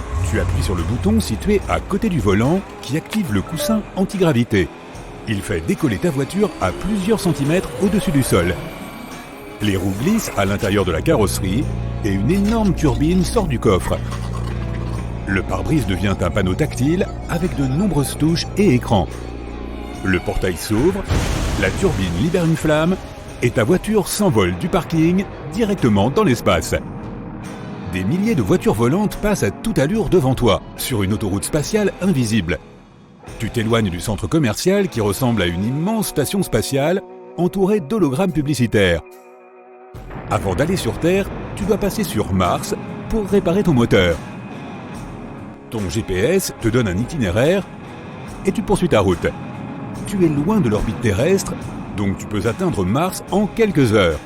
Tu actives le pilote automatique et décides de faire une petite sieste. Nous sommes en 2048. La population mondiale a dépassé les 20 milliards d'habitants. Il y a trop peu d'espace sur Terre.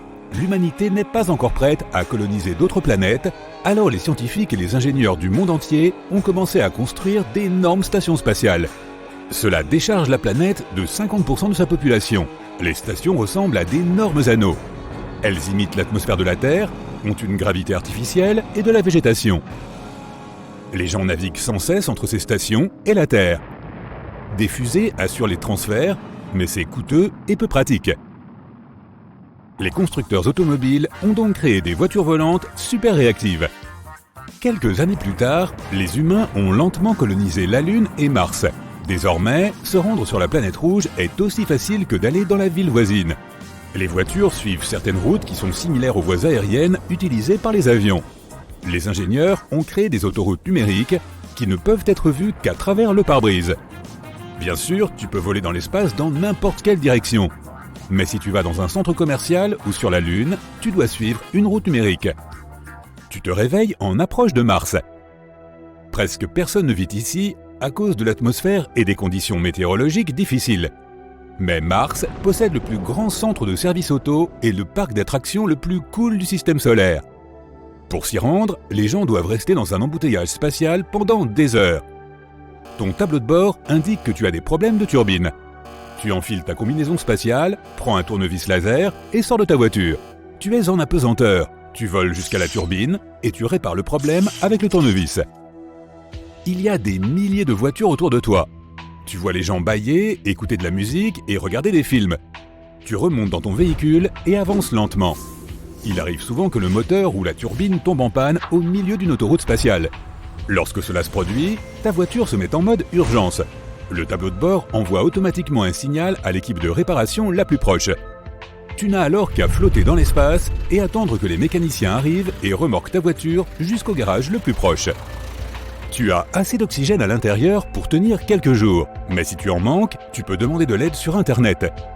Les gens qui passent par là s'arrêteront et partageront leurs réserves d'oxygène avec toi. Tu arrives enfin au garage. Les mécaniciens installent un nouveau moteur de superjet sur ta voiture et réparent la turbine. Il ne te reste plus beaucoup de temps car tu as promis à ta sœur de ne pas être en retard. Tu remontes dans la voiture et quittes l'orbite martienne à toute vitesse. Le nouveau moteur tourne silencieusement et ne secoue pas ta voiture. Tu prends de la vitesse et voles le long d'une autoroute numérique presque vide.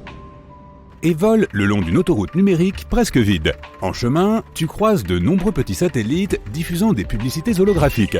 Heureusement, tu as un bloqueur de publicité.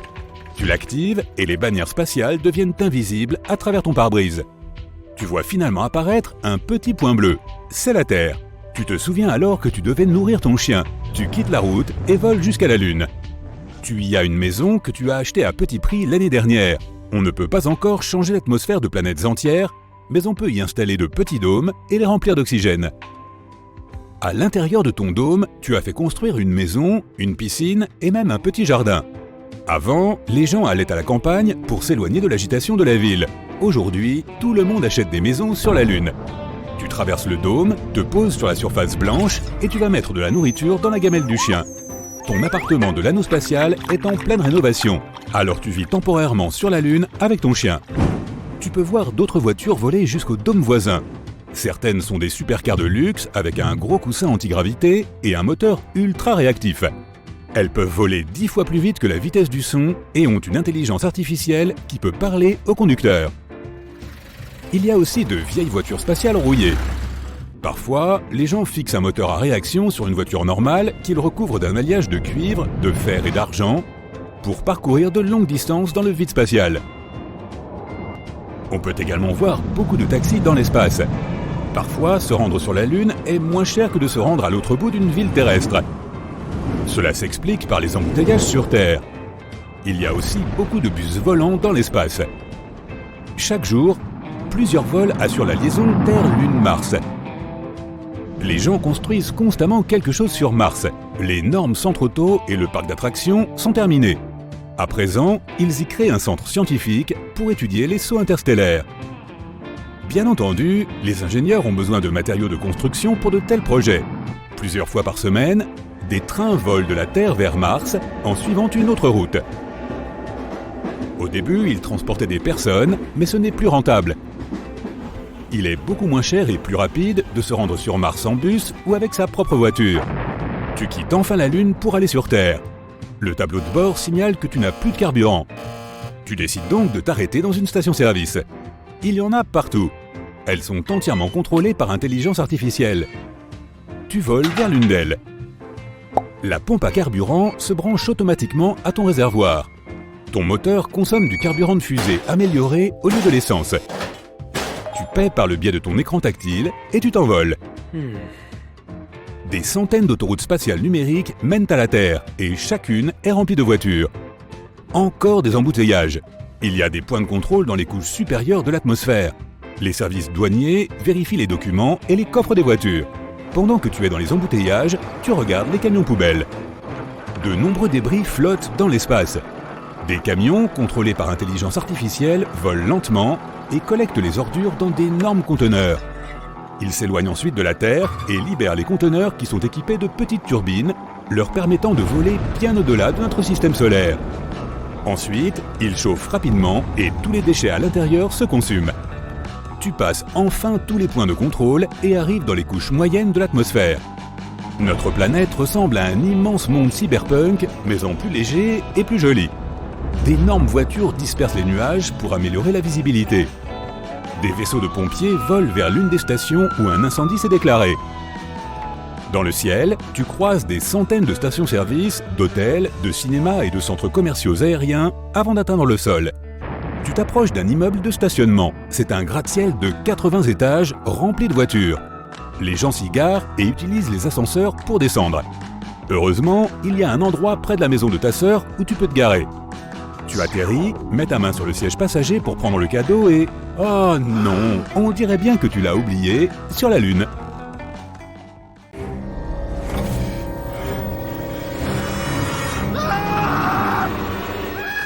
Fans de cinéma et d'épouvante, on t'a concocté le défi ultime des films d'horreur. À partir d'éléments aléatoires tirés des intrigues de films et séries, tu devras deviner de quelle œuvre il s'agit. N'oublie pas de noter tes résultats sur une feuille en te donnant un point par bonne réponse. C'est parti! Dans ce film, les personnages principaux et leurs enfants sont accompagnés de 4 bustes dédicacés pendant qu'ils cherchent un mausolée. De quel film s'agit-il?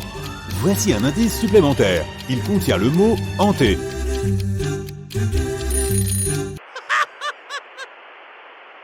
Il s'agit du film Le Manoir hanté de Disney, sorti en 2003.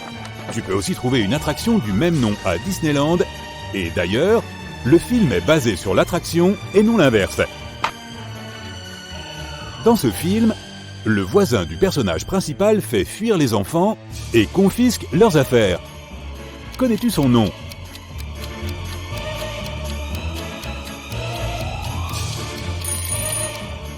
C'est le film d'animation de 2006, Monster House.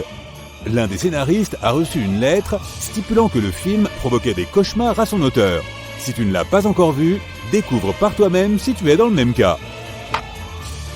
Dans ce film, le personnage principal voyage dans un monde où toutes les créatures ont des boutons à la place des yeux. De quel film s'agit-il?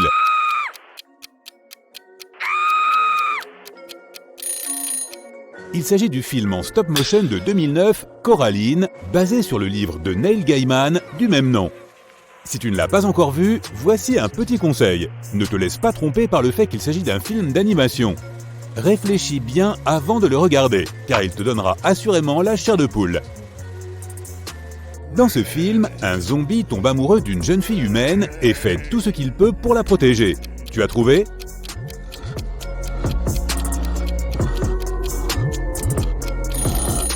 Il s'agit de Warm Bodies, sorti en 2013 et basé sur un roman.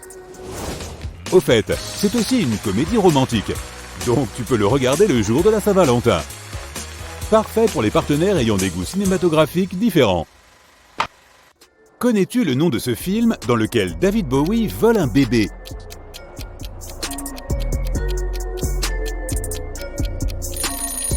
Ce film s'appelle Labyrinthe et il est sorti en 1986. Comme c'est un vieux film, ne t'en veux pas trop si tu ne le connais pas.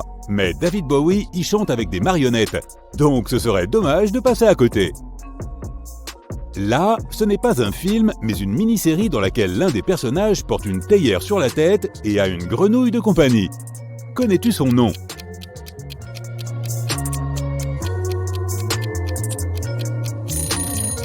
C'est La Forêt de l'étrange. Cette série animée de 10 épisodes a été diffusée en 2014, mais elle est rapidement devenue un classique. L'antagoniste de ce film est un bioexorciste et son nom se compose de 2 mots anglais signifiant respectivement un insecte et une boisson. Peux-tu trouver le film ?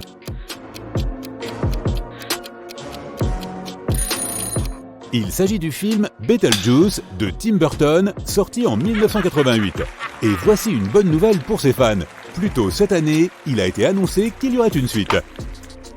Le film suivant raconte l'histoire d'un vampire qui retourne dans sa maison ancestrale après avoir été emprisonné pendant près de 200 ans pour découvrir que ses descendants dysfonctionnels ont besoin de son aide. Tu as trouvé ?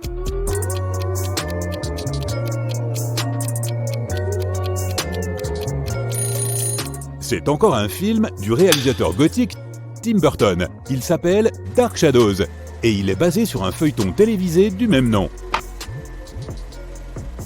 Dans ce film, un garçon doit lever la malédiction d'une sorcière vieille de 300 ans pour sauver sa ville malgré le fait que tous les habitants pensent qu'il est fou. Quel est ce film ? Il s'agit du film d'animation en stop-motion de 2012, L'étrange pouvoir de Norman, qui a d'ailleurs été produit par la même société qui a réalisé Coraline. Dans ce film, un garçon est transformé en souris par le chef d'une assemblée de sorcières. Connais-tu son nom ?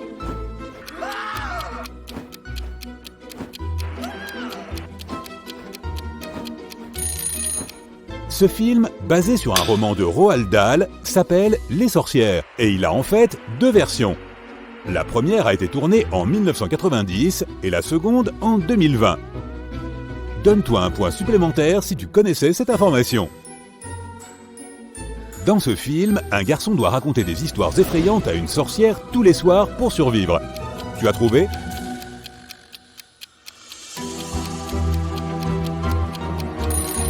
C'est le film de 2021 intitulé « Les pages de l'angoisse ». Dans ce film, des monstres, qui sont en fait des personnages de livres, prennent vie, et l'auteur des livres doit les arrêter avec l'aide de quelques adolescents avant qu'ils ne fassent des ravages dans leur ville. Quel est son nom ?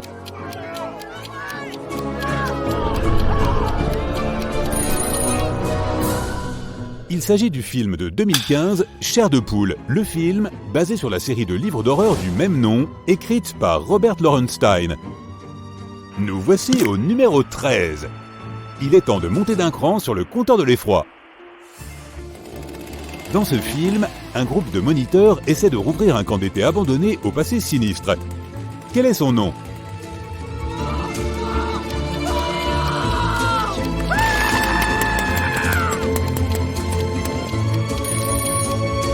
Ce n'est rien d'autre que le classique de 1980, Vendredi 13 bien sûr. Fait intéressant, la franchise Vendredi 13 compte 12 films à ce jour.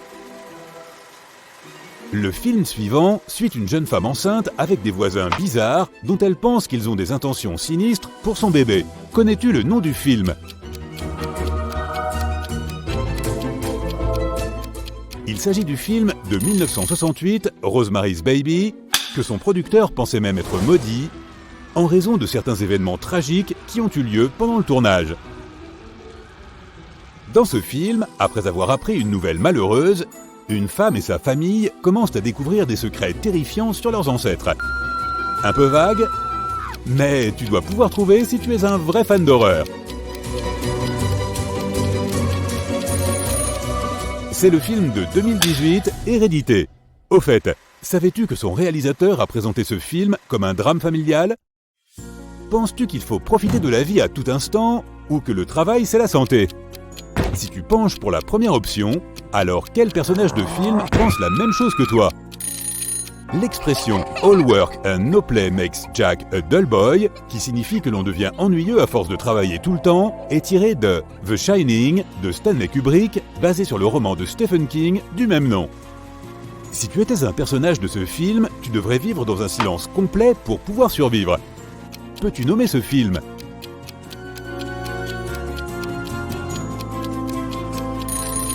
Il s'agit du film post-apocalyptique de 2018, Sans un bruit, qui a eu une suite sortie en 2021.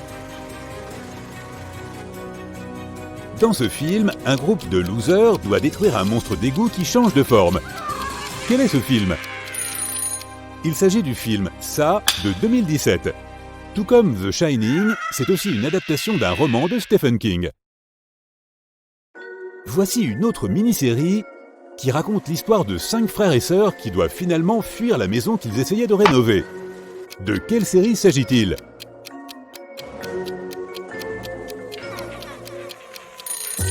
Cette mini-série de 10 épisodes s'appelle The Haunting of Hill House et c'est en fait le premier volet de la série d'anthologie The Haunting. Et si on terminait sur une note plus légère pour que tu puisses quand même arriver à t'endormir dans le noir? Dans ce film, une plante géante chante pour être nourrie. Tu vois de quoi il s'agit? C'est La Petite Boutique des Horreurs qui a été adaptée d'une comédie musicale de Broadway, elle-même adaptée du film de 1960 du même nom. Et maintenant, voyons tes résultats. Si tu as entre 0 et 5 points, tu es un fantôme car on ne te voit pas beaucoup dans les salles de cinéma. Si tu as entre 6 et 10 points, tu es un zombie car tu es lent quand il s'agit de voir les films. Si tu as entre 11 et 15 points, tu es un loup-garou qui rate de temps en temps un film à cause des nuits de pleine lune. Et si tu as entre 16 et 21 points, tu es un vampire qui boit tous les films. Es-tu prêt à découvrir quel média social tu pourrais être? Commençons. 1. Qu'est-ce qui te rend le plus heureux? A. Voyager ou faire du shopping. B. Aider les autres.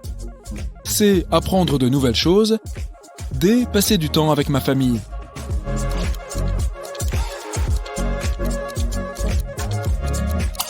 L'option A te rapporte 30 points, l'option B te vaut 20 points, l'option C te donne droit à 10 points et l'option D à 40 points. Combien de temps peux-tu survivre sans ton téléphone? A. 10 secondes. B. Des années, je n'y suis pas du tout attaché. C.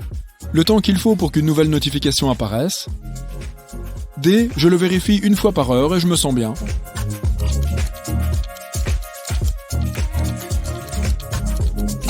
Si tu as choisi A, ajoute 40 points à ton score.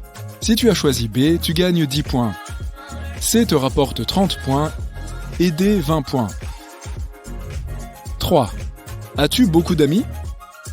A. Pas vraiment, je me concentre sur ma réussite et mon développement personnel. B. 1 ou 2 depuis le lycée, nous sommes toujours très proches. C. Il y en a beaucoup, nous nous rencontrons souvent. D. J'avais beaucoup d'amis, mais nous ne nous voyons pas souvent.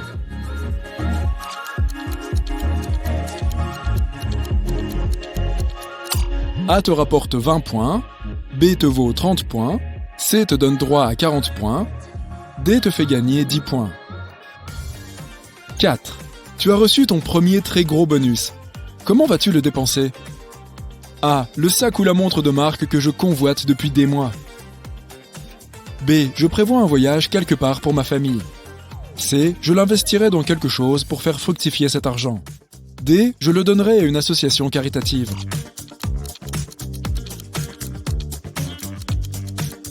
Si tu as choisi l'option A, tu obtiens 10 points. As-tu choisi l'option B? Elle vaut 40 points. C te rapporte 20 points. D vaut 30 points.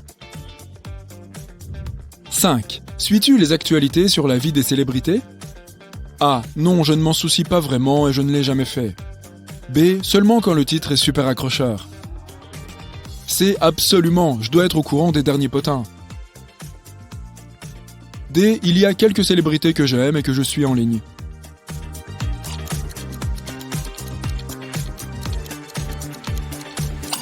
A ajoute 10 points à ton score. B vaut 20 points. et C est une option de 30 points. D te rapporte 40 points. À quoi te servent les médias sociaux? A. Pour t'exprimer, générer du contenu cool et avoir des followers. B. Pour se motiver, apprendre et grandir. C. Pour toujours savoir ce que font les autres. D. Pour s'exprimer sur des sujets importants.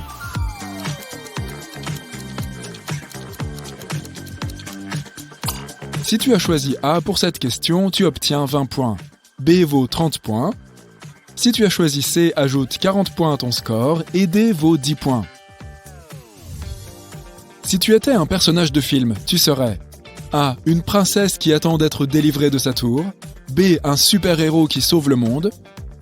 C. Un méchant qui fait peur à tout le monde, mais qui devient bon à la fin.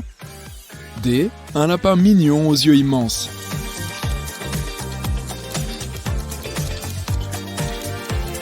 A te rapporte 20 points, B en vaut 10, C est une option à 30 points et D te donne 40 points. 8. Que fais-tu le matin à la première heure? A. Je consulte mes réseaux sociaux bien sûr. B. Je bois un verre d'eau et je fais un peu d'exercice. C. J'envoie un message de bonjour à tous mes chats de groupe. D. Je vais me promener.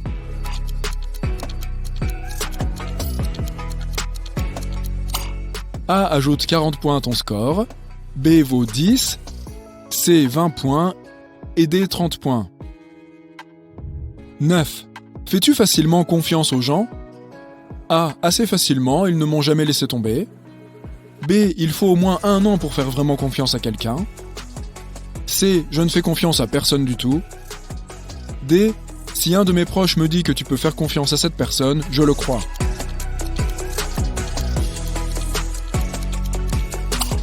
Si tu as choisi A, ajoute 40 points à ton score. B te rapporte 20 points, C vaut 10 points, et D est une option à 30 points. 10. Réponds-tu aux messages et aux commentaires des inconnus? A. J'ai des comptes privés et seuls les amis peuvent envoyer des messages ou des commentaires. B. Non, je les bloque immédiatement. C. Oui, si c'est quelque chose de significatif et d'amical. D. Bien sûr, j'aime me disputer en ligne.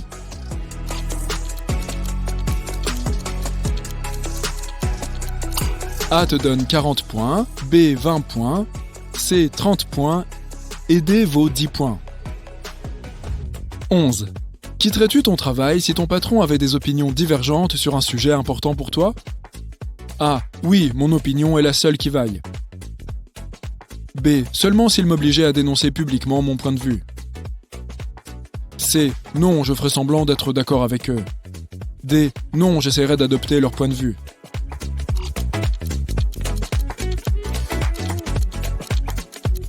L'option A te rapporte 10 points, B 20 points, C 30 points et D 40 points. 12. Maintenant, ouvre les paramètres de ton téléphone et dis-moi ce qui prend le plus de place dans la mémoire. A. Les photos. J'ai 2000 photos de seulement mon chat. B. Les vidéos. Je dois encore les éditer et les poster. C. Les applications de messagerie. D. Les jeux.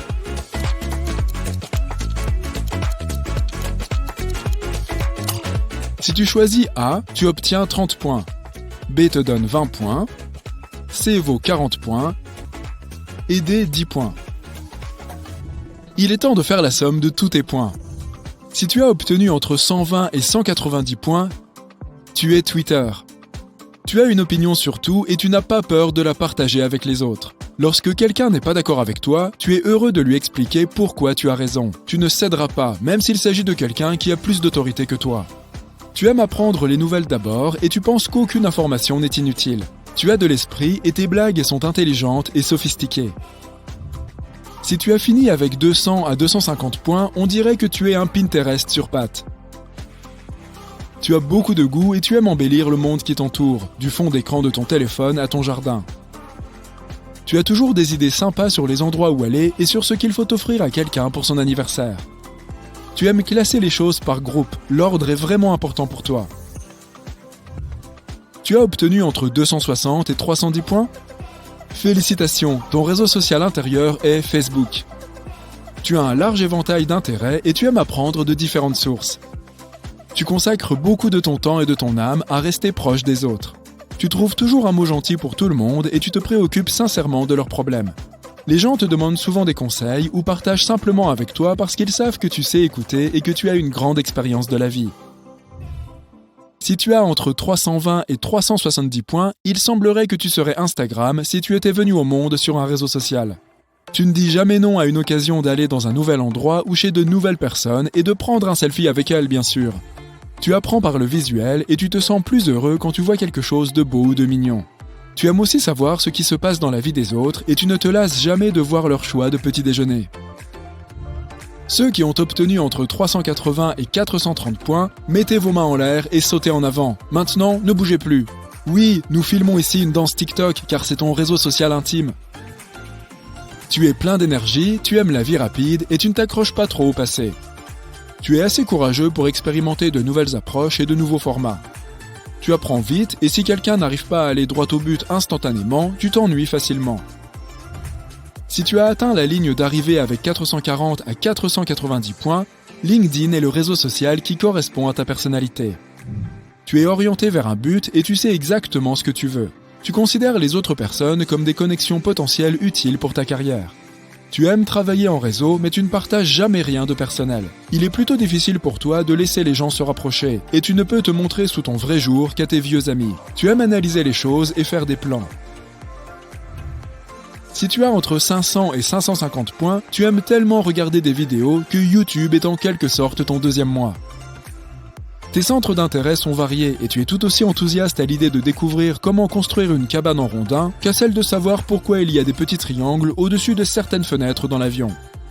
Tu trouves du réconfort dans les voix de tes vlogueurs préférés et tu aimes suivre des instructions. Tu as un excellent esprit d'équipe et la communauté compte beaucoup sur toi. Ceux qui ont obtenu plus de 550 points, quel était ce bruit ? On dirait que tu as reçu un nouveau message sur WhatsApp. C'est ton genre de média social puisque tu es super communicatif et que tu aimes partager littéralement tout avec ta famille et tes amis. Tu te sens mal à l'aise lorsque tu n'as pas accès à ton téléphone pour une raison ou une autre. Tu t'inquiètes beaucoup pour tes proches et tu as besoin d'entendre leur avis avant de prendre une quelconque décision dans la vie. Nous sommes en 2025. Tu allumes ta télévision pour regarder la cérémonie annuelle des Oscars. Il est temps d'annoncer le gagnant de cette année pour le meilleur scénario original. Et l'Oscar va à Blue Pink IA. Mesdames et messieurs, ceci est un moment historique. C'est la toute première fois qu'une intelligence artificielle remporte un Oscar.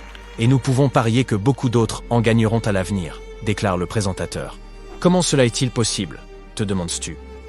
Il y a 2 ans, les humains commençaient à peine à perfectionner l'IA et elle écrit déjà des films. L'IA fait beaucoup de choses aujourd'hui. Elle dessine des images à partir de rien. Elle invente des formules de motivation. Elle écrit des rédactions entières en se basant sur quelques phrases.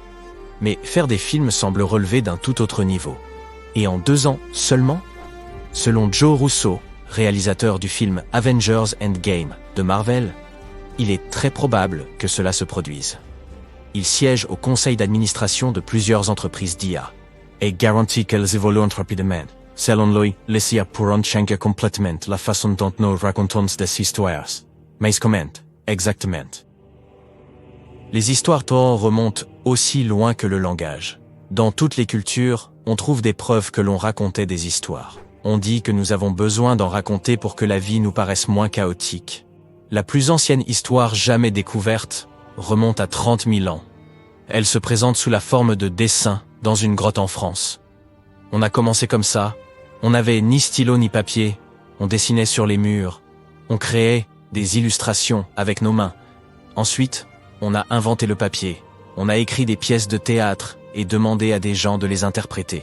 Aujourd'hui, la technologie nous permet d'illustrer et d'enregistrer nos histoires. Et nous pouvons les regarder quand nous le voulons, et autant de fois que nous le souhaitons. Mais faire des films est un défi. Ça demande beaucoup de temps, d'efforts et d'argent. C'est pourquoi certains cinéastes sont enthousiasmés par l'essor de ce qu'on appelle l'IA générative. Il s'agit d'une intelligence artificielle qui est capable de générer des scènes, des scénarios, des personnages, des dialogues, une bande-son. La liste est longue. Imagine, tu es un producteur hollywoodien. Tu reçois chaque jour une quantité infinie de scénarios. Certains d'entre eux sont tout de suite géniaux, mais pour d'autres, tu te demandes s'ils valent la peine d'être produits. Aujourd'hui, tu peux demander à une IA d'analyser le taux de réussite de tel ou tel film, combien il rapporterait au box-office, ou s'il vaut mieux faire une sortie limitée.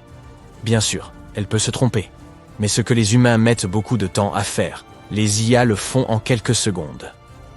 Si tu es un réalisateur de films indépendant et que tu as besoin de faire du repérage, tu peux faire appel à une IA. Elle ne va pas réellement partir en repérage, mais en fonction des données que tu lui as fournies, elle te donnera une liste de lieux envisageables. Mais le plus époustouflant est sans doute le fait qu'une IA puisse écrire, réaliser et animer un film entier tout seul.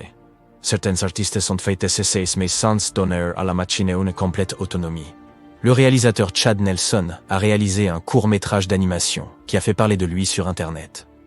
Il a demandé à DALL-E, une intelligence artificielle, de générer des milliers d'images d'un joli monstre duveteux avec de petites cornes sur une colline forestière moussue. Il a expérimenté jusqu'à obtenir le résultat qu'il souhaitait pour terminer son court-métrage. Critters. L'IA peut aussi faire des choses que les humains ne peuvent pas faire, comme rajeunir le visage d'un acteur à l'écran et le faire paraître aussi réel que possible. Ils ont fait ça avec Harrison Ford dans le dernier Indiana Jones. Il y apparaît comme s'il était jeune, alors qu'il a 82 ans. Pour Greg Brockman, le président d'OpenAI, l'IA peut améliorer l'expérience cinématographique des gens en la rendant plus immersive. Mettons que tu aies eu une dure journée de travail. Tu rentres chez toi et tu as envie de regarder une comédie romantique. Tu en as assez de ce que proposent les services de streaming, alors tu demandes à ton IA de te créer un film. Le film se déroulera en Grèce. Marilyn Monroe fera une apparition surprise. Et tu seras le personnage principal. Et voilà. Tu es maintenant dans une comédie romantique de 90 minutes, dont tu es la vedette. Selon Brockman, les téléspectateurs pourront aussi demander à l'IA de modifier la fin de leur série préférée. Si tu n'es pas satisfait de la fin de Game of Thrones, tu peux demander à l'IA de produire une nouvelle fin instantanément. Oui, c'est aussi troublant que fascinant. Toutes ces discussions m'ont donné envie d'essayer quelque chose. J'ai demandé à une IA d'écrire un scénario à propos des 2 dernières personnes sur Terre. Elles ont décidé d'embarquer pour un voyage dans l'espace afin de trouver une planète où elles pourront tout recommencer. Je lui ai demandé d'en faire une histoire d'amour. Voici ce que j'ai obtenu. Sarah et Jack se tenaient au bord de la falaise, au-dessus du vaste océan. Le soleil commençait tout juste à se lever, jetant une chaude lueur sur le paysage. Sarah frissonna légèrement dans l'air frais du matin, et Jack passa son bras autour de ses épaules, l'attirant près de lui. « C'est magnifique », murmura Sarah. Jack acquiesça. Difficile de croire que quelque chose d'aussi paisible puisse exister dans un monde tellement chaotique. Sarah se retourna pour le regarder, un petit sourire au coin des lèvres. « Tu trouves toujours les bons mots. » Jack rit doucement. « J'essaie de faire de mon mieux. » Ils restèrent encore quelques instants à regarder le soleil se lever. Puis Sarah reprit la parole. « Je suis heureuse que nous soyons venus ici, » dit-elle doucement. « Moi aussi, » répondit Jack. « C'est agréable d'avoir un moment de paix avant de retourner dans la réalité. » « Ouh là là, quelle émotion ! Bien, nous avons beaucoup parlé de ce que peut faire l'IA. Mais qu'en est-il des choses qu'elle ne peut pas faire ? Et peut-être la plus grande question de toutes, l'IA peut-elle remplacer complètement les artistes ? L'une des principales caractéristiques de l'écriture des histoires est la construction d'un monde. Tu dois comprendre le monde, les interactions humaines et les émotions afin de créer des récits captivants. Pour le réalisateur John Finger, nous sommes encore loin d'avoir une IA capable de faire cela. On n'a pas les mêmes résultats lorsqu'on demande à une IA ou à un humain de faire quelque chose. L'IA est programmée pour rester objective. Selon l'expert Stuart Russell, nous programmons les machines pour qu'elles soient le plus neutres possible. Cela signifie que leur seule fonction, à l'heure qu'il est d'exécuter les tâches que tu leur as confiées. Elles prendront ta demande au pied de la lettre, et il n'y aura pas d'ambiguïté. Aujourd'hui, les œuvres d'art générées par l'IA ne valent que ce que vaut le talent de celui qui programme la machine, celui qui saisit les commandes et guide l'IA du mieux qu'il peut. Quand on parle d'intelligence artificielle, on ne peut s'empêcher d'aborder l'éléphant dans la pièce. Et si l'IA prenait un jour le contrôle sur nous, les humains, j'ai demandé à une IA d'écrire un petit scénario à ce sujet. Voici ce que j'ai obtenu. Les salles de cinéma, les sièges en velours rouge, les grands écrans, l'obscurité et le pop-corn. L'idée d'aller au cinéma et de ne pas prendre de pop-corn semble aujourd'hui absurde pour beaucoup. Mais pourquoi le pop-corn s'est-il retrouvé associé à cette expérience? En fait, cet encas est vieux de plusieurs milliers d'années, et il est bien sûr originaire des Amériques. Les plus anciens épis de maïs à pop-corn remontent à 4000 ans, et ont été découverts dans le Nouveau-Mexique, aux États-Unis. Nous ne savons pas exactement comment ni pourquoi il était utilisé à l'époque, mais il existait déjà un moment. En revanche, nous savons que dès le XVIe siècle, le pop-corn était important aux yeux des Aztèques. Ils le consommaient, bien entendu, mais ils l'utilisaient aussi pour leurs cérémonies, en s'en servant comme décoration et comme coiffe pour les statues de leurs divinités. Il semblerait même qu'il ait existé une danse spécifique du pop-corn exécutée par des jeunes filles. C'est la suprématie du pop-corn à son apogée. Par la suite, au XIXe siècle, le pop-corn est devenu un aliment très courant pour le petit déjeuner. Oui, les gens le grignotaient comme nous mangeons les céréales aujourd'hui, avec du lait ou de la crème. Après la généralisation de l'usage de la charrue à soc, il est devenu facile de cultiver de grandes quantités de maïs à éclater. Il y en avait beaucoup et il était très bon marché. C'est ce qui en faisait aussi un aliment parfait à servir pendant les fêtes, tant en guise de nourriture que de décoration. Les grains étaient également un cadeau très courant à offrir. Aujourd'hui, tu n'apprécierais probablement pas de recevoir un paquet de pop-corn en cadeau. Mais à l'époque, il était tellement apprécié que c'était une des meilleures choses à recevoir. On pouvait en faire ce qu'on voulait. On pouvait le faire cuire, ou décorer sa porte ou sa cheminée avec, ou n'importe quoi d'autre. Très polyvalent, il ne se dégrade jamais. Mais alors vraiment jamais. Combien de temps penses-tu que les grains de pop-corn durent? Apparemment très longtemps. Récemment, des scientifiques ont retrouvé des grains de pop-corn datant d'un millier d'années dans le Chili actuel. Et devine quoi? Ils étaient encore en mesure d'éclater après tout ce temps. Le pop-corn était très populaire, même pendant la Grande Dépression. Lorsque tout allait mal, que les gens s'appauvrissaient et que les entreprises faisaient faillite, ils pouvaient encore s'offrir un sachet de pop-corn à 500 pour égayer un peu leur quotidien. Lorsqu'un banquier d'Oklahoma a fait faillite, il a acheté une machine à pop-corn et a commencé à en vendre dans la rue. En quelques années, il avait gagné assez d'argent pour racheter ses 3 fermes. Malgré les temps difficiles, les gens continuaient d'aller au cinéma. Pour attirer les spectateurs, le prix des billets a été réduit au maximum. Et bon nombre d'hommes et de femmes déboursèrent ces 10 centimes pour se divertir de temps à autre. Bien entendu, l'expérience était très différente de celle que nous vivons aujourd'hui. Imagine le tableau. Tu mets ton plus beau costume de ville et un joli chapeau, et tu te rends au cinéma avec ton épouse, qui porte une robe somptueuse et un chapeau fantaisie. Eh oui, pas question d'y aller en t-shirt et survêtement. Après tout, tu vas au cinéma. Le bâtiment lui-même est un véritable palace, avec une architecture reconnaissable entre toutes et des décorations élaborées. Tu prends donc une boisson et du pop-corn et vous vous dirigez tous deux vers vos sièges, qui ont des cendriers en lieu et place de porte-gobelets. Vous enlevez vos chapeaux respectifs et les posez sur vos genoux afin qu'ils ne gênent pas la vue des personnes derrière vous. Le panneau « Mesdames, veuillez retirer vos chapeaux » rappelle à ta tendre moitié qu'elle doit en faire de même. Enfin, les lumières s'éteignent, les rideaux de velours rouge s'ouvrent et vous pouvez voir le grand écran. Le film ne commence pas tout de suite. D'abord, c'est l'heure des actualités. Des films sur des événements qui se déroulent dans le monde entier. Vous pouvez les lire dans les journaux ou les entendre à la radio. Mais ici, dans la salle de cinéma, vous avez l'occasion rare de les voir en images. Ensuite, 1 ou 2 dessins animés suivent, et vous profitez de quelques courts-métrages de Mickey Mouse. Ce n'est qu'ensuite que commence le film que vous êtes venu voir. Alors, que regardez-vous ? Ce pourrait être Frankenstein, New York Miami, Les Temps modernes, Les Révoltés du Bounty, Blanche-Neige et les 7 nains, Le Magicien d'Oz. Autant en emporte le vent. Charlie Chaplin, Katharine Hepburn, Judy Garland, Henry Fonda. Voici les stars qui brillent alors au firmament. Parfois en noir et blanc et d'autres fois en couleur. Pendant que vous profitez du film, des ouvreurs en uniforme se faufilent discrètement dans la salle avec leurs lampes de poche, escortant les spectateurs en retard jusqu'à leur siège. D'autres fois, ils recherchent un spectateur en particulier pour l'avertir qu'il a reçu un coup de téléphone et l'escorter jusqu'à la billetterie afin qu'il puisse prendre cet appel. Le film s'achève, mais la soirée n'est pas encore terminée. À l'époque, les gens vivaient une expérience cinématographique intégrale, parce qu'il y avait encore un autre long métrage après le film, généralement un film plus ancien ou moins populaire. Nombreux étaient ceux qui restaient pour le voir également. Mais avant cela, il y avait un entracte. Tu pouvais aller chercher d'autres friandises pour le spectacle pendant que le personnel du cinéma en profitait pour changer les bobines et lancer le film suivant. Dans les États-Unis des années 30, les salles de cinéma étaient la propriété des studios hollywoodiens, qui y projetaient leurs propres films. Cette situation a changé en 1948, lorsqu'une loi a été adoptée autorisant les distributeurs à projeter tous les films qu'ils avaient achetés. C'est alors que les grandes enseignes de cinéma que nous connaissons aujourd'hui ont commencé à apparaître.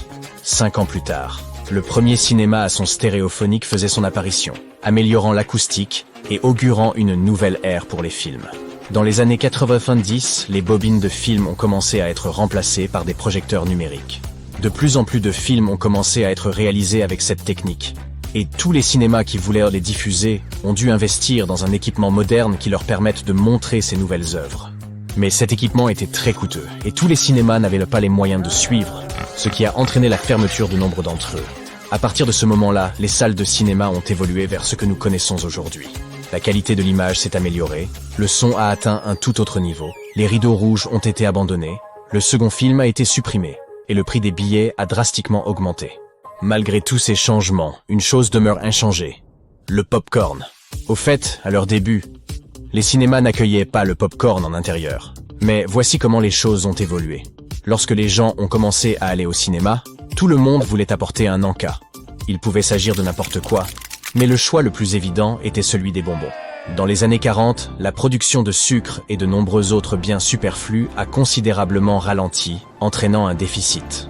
Alors, que pouvait-on emporter au cinéma à la place? C'est alors qu'ils se sont tournés vers le pop-corn, un encas populaire et bon marché. Au début, les propriétaires de cinéma étaient les contre et ne vendaient pas de pop-corn dans leurs salles. Un groupe de personnes mangeant du pop-corn dans l'obscurité ne pouvait que semer le désordre. Mais la demande était là, et des vendeurs extérieurs sont apparus à proximité des cinémas, distribuant du pop-corn à tous ceux qui voulaient le faire passer en douce l'intérieur. Les propriétaires des salles de cinéma ont fini par baisser les bras et ont décidé de s'enrichir eux-mêmes grâce à cette activité. Et le faible coût du pop-corn leur a également été bénéfique. À présent, presque tout le monde achète des encas et des boissons, et c'était également courant à l'époque des premiers cinémas. Mais savais-tu que les sièges des salles de cinéma n'étaient pas équipés de porte-gobelets avant 1981? Eh oui, les cinémas AMC ont été les premiers à les installer dans les accoudoirs. Et avant cela, les gens devaient simplement tenir leur boisson pendant tout ce temps. Le sol devait être sacrément poisseux à l'époque. Pourtant, la vente de snacks dans les salles de cinéma était une bonne solution, même si elle nécessitait un peu de nettoyage. Savais-tu que les cinémas modernes gagnent la majeure partie de leur argent grâce aux snacks qu'ils vendent à l'intérieur? Oui, les bénéfices générés par les billets de cinéma vont principalement aux studios auxquels les cinémas achètent leurs films. Un cinéma ne commence à tirer des bénéfices de la diffusion d'un film que s'il le diffuse pendant au moins 2 mois, ce qui est très long et n'est pas le cas de tous les films. En revanche, les bénéfices générés par la vente de friandises reviennent principalement au cinéma lui-même. La prochaine fois, ne te sens donc pas si amer d'avoir payé trop cher ton pop-corn et ton soda. Ce sont ces prix élevés qui permettent à de nombreux cinémas de rester en activité. Ils nous diffusent des publicités pour la même raison. C'est un secteur compétitif et ils ne peuvent donc jamais s'enrichir assez pour assurer la pérennité de leur modèle d'exploitation. Ok, penses-tu pouvoir deviner tous les films à partir d'emojis? Très bien, c'est parti.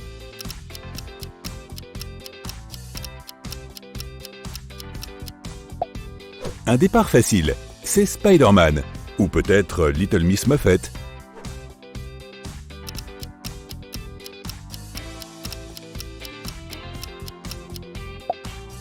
Karate Kid, simple comme bonjour. Attention, c'est les dents de la mer.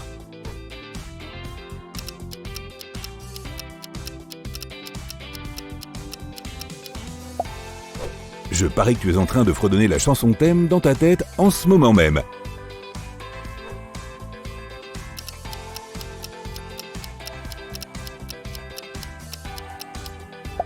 Qui allez-vous appeler? SOS Fantôme.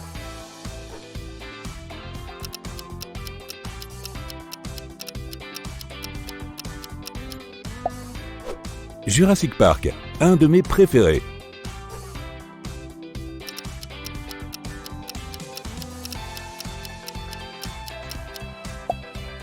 C'est le garçon qui a survécu, Harry Potter.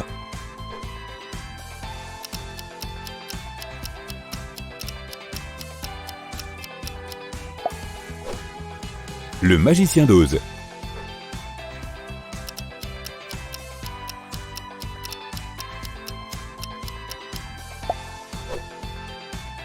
Évidemment, c'est Thor.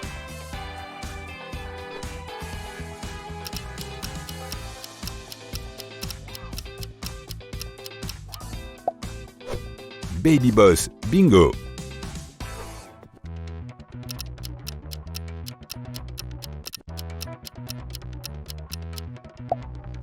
Et peu importe comment vous le coupez, c'est Edward aux mains d'argent.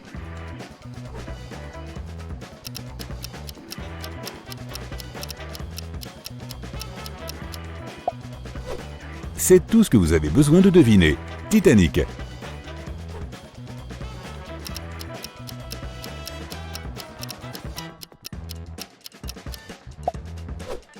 J'adore celui-là, c'est Men in Black.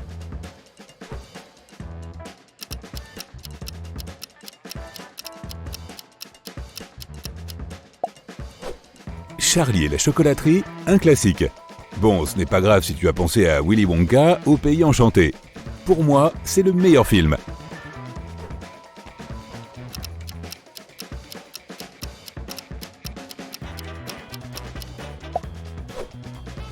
C'est les Tortues Ninja.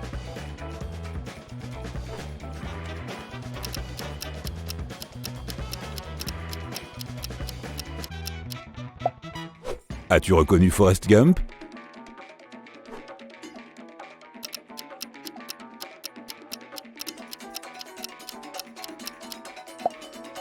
Celui-là, c'est Marley et moi.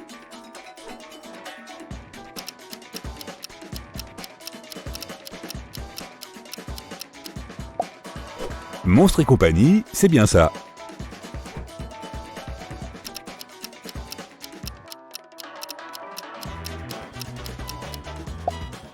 Rebelle, un si beau film.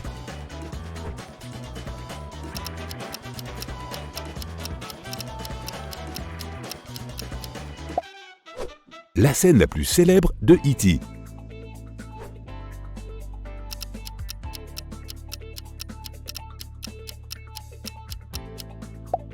Un autre grand film, c'est Vaiana, la légende du bout du monde.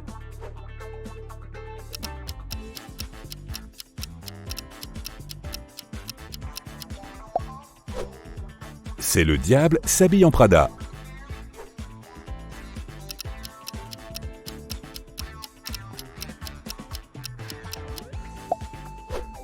As-tu vu Joker?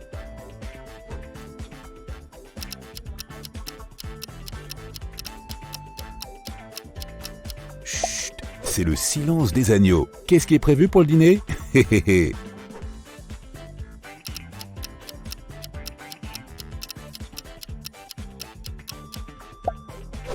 Madagascar, c'est ça.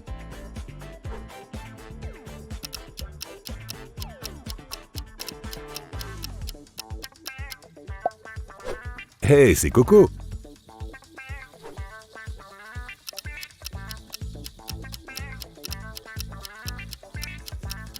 Qu'est-ce que cela peut être d'autre? C'est Ratatouille. Tout le monde est capable de cuisiner. Ils deviennent de plus en plus difficiles. C'est Mary Poppins. Allons faire voler un cerf-volant.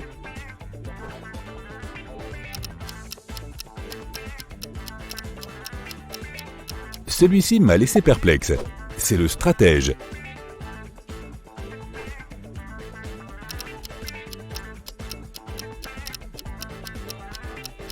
J'espère que tu as réussi à avoir celle-là. Ce sont les animaux fantastiques.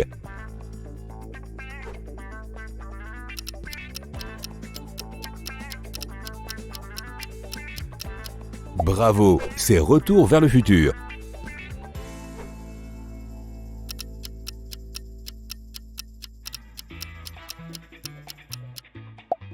Tu reconnais sûrement Twilight.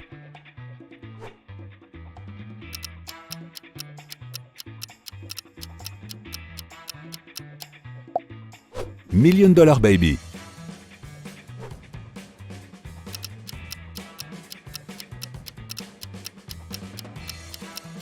Bien joué, c'est la planète des singes.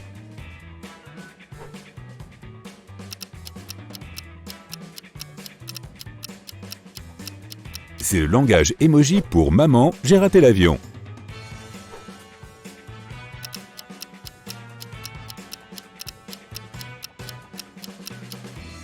Et celui-ci est le monde de Nemo.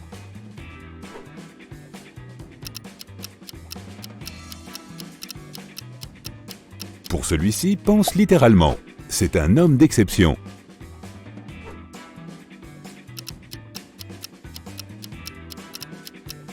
Je sais, le drapeau l'a instantanément trahi. Oui, c'est Pirates des Caraïbes.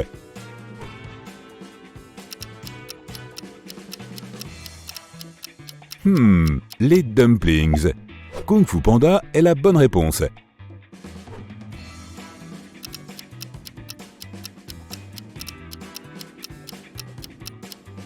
Qui n'a pas encore vu n'oublie jamais. À part moi.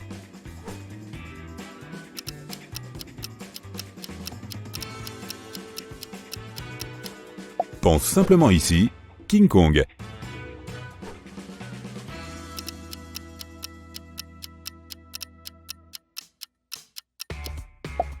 La mélodie du bonheur, tout à fait.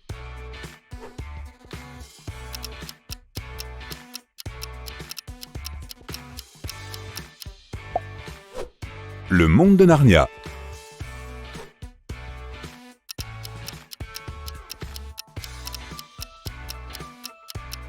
Pense aux comédies musicales, c'est Mamma Mia.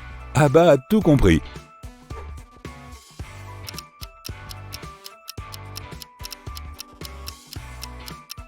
Inutile de trop réfléchir, c'est le livre de la jungle.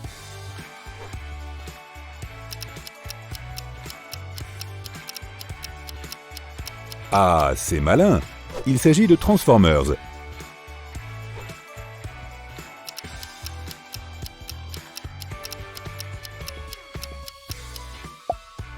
Oh, la nuit au musée. Maintenant, je comprends.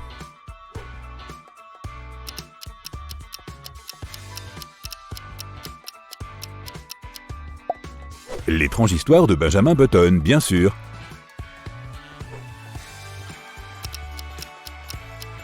Plutôt dur. C'est le Truman Show.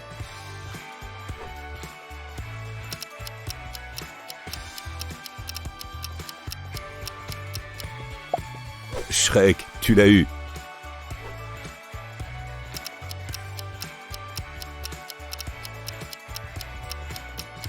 Et Hunger Games.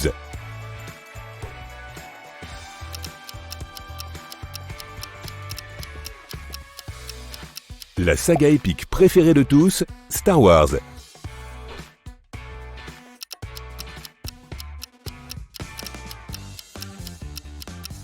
As-tu reconnu le revenant?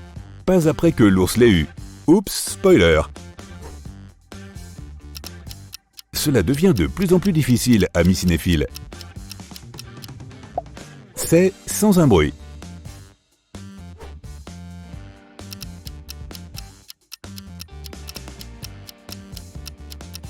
Hautement recommandé, c'est La La Land.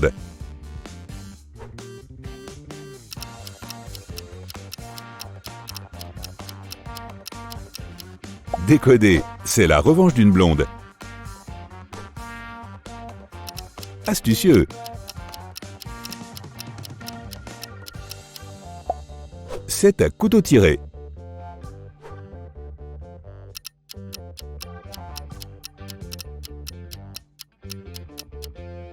C'est Je suis une légende.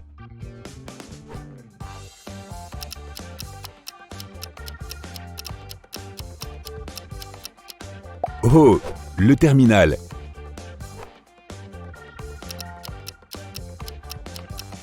Ah, je vois. C'est Interstellar.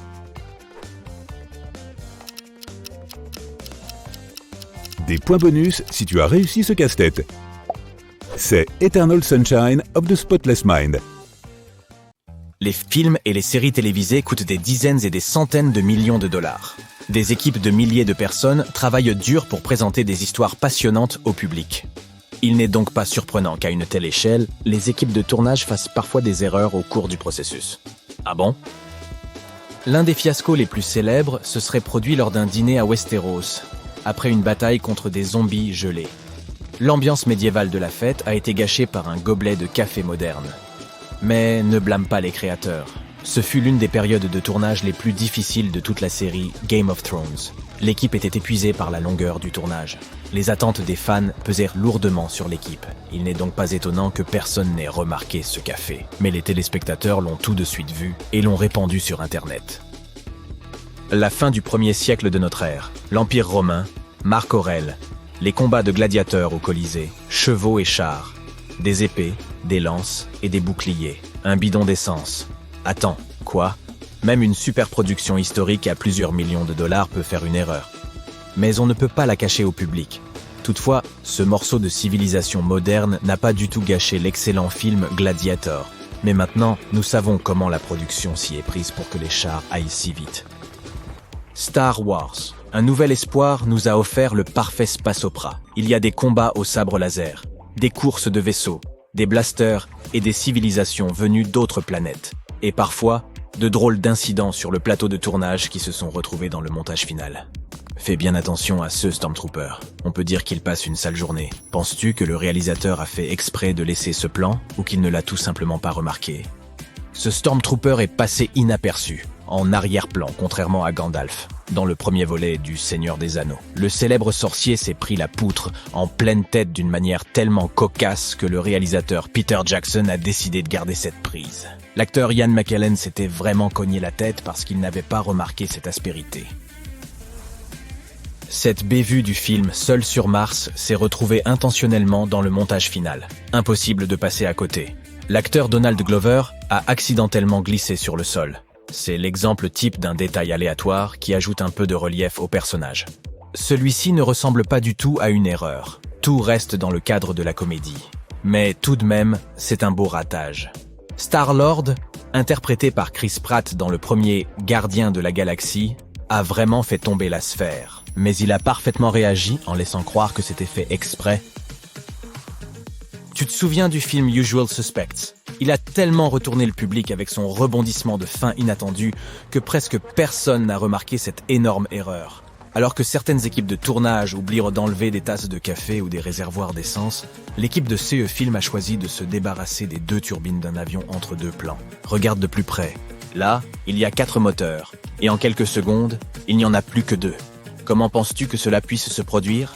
Écris tes réponses dans les commentaires. Et n'oublie surtout pas de donner un petit coup de pouce à la vidéo. Un fiasco ne signifie pas toujours que quelqu'un est tombé ou que le réalisateur n'a pas remarqué un détail à l'écran. Un tel échec peut se produire pendant la réplique d'un acteur. Tu te souviens de cette scène sulfureuse dans Titanic ? Leonardo DiCaprio était très nerveux et a dit « Sur le lit, je veux dire, le sofa ». Cette phrase ne figurait pas dans le scénario. Il devait se contenter de dire « sur le sofa », mais il s'est trompé et a parlé du lit en premier. Et cela sonnait beaucoup mieux ainsi. Cette erreur a mis l'accent sur la timidité du personnage. En parlant de Titanic, lorsque le bateau commence à couler, Rose court aider Jack, enchaîné à un tuyau.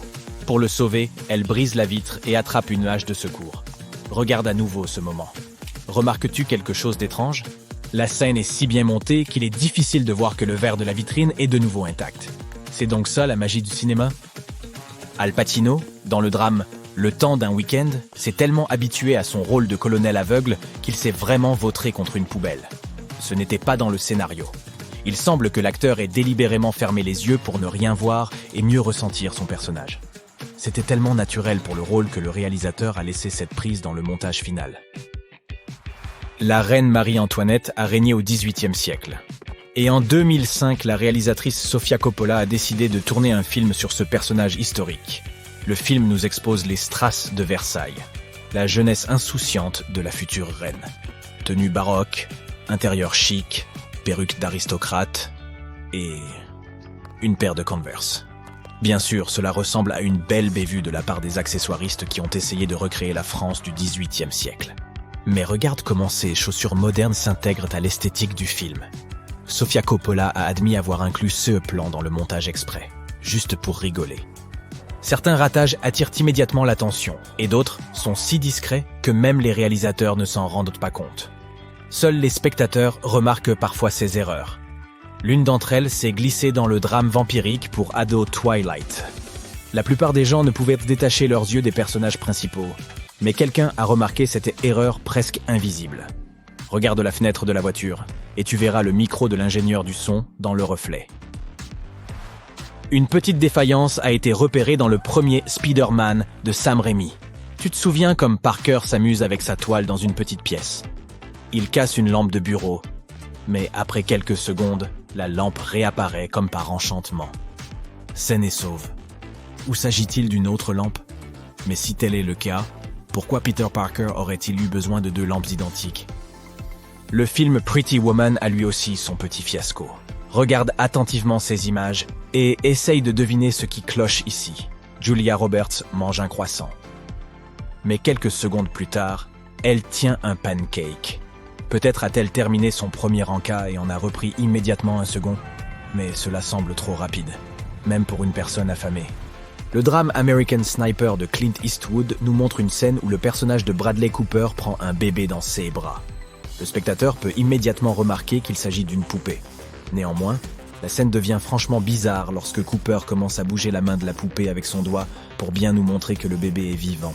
Quoique la scène se veuille dramatique, ce ratage intégral rend la scène assez tordante.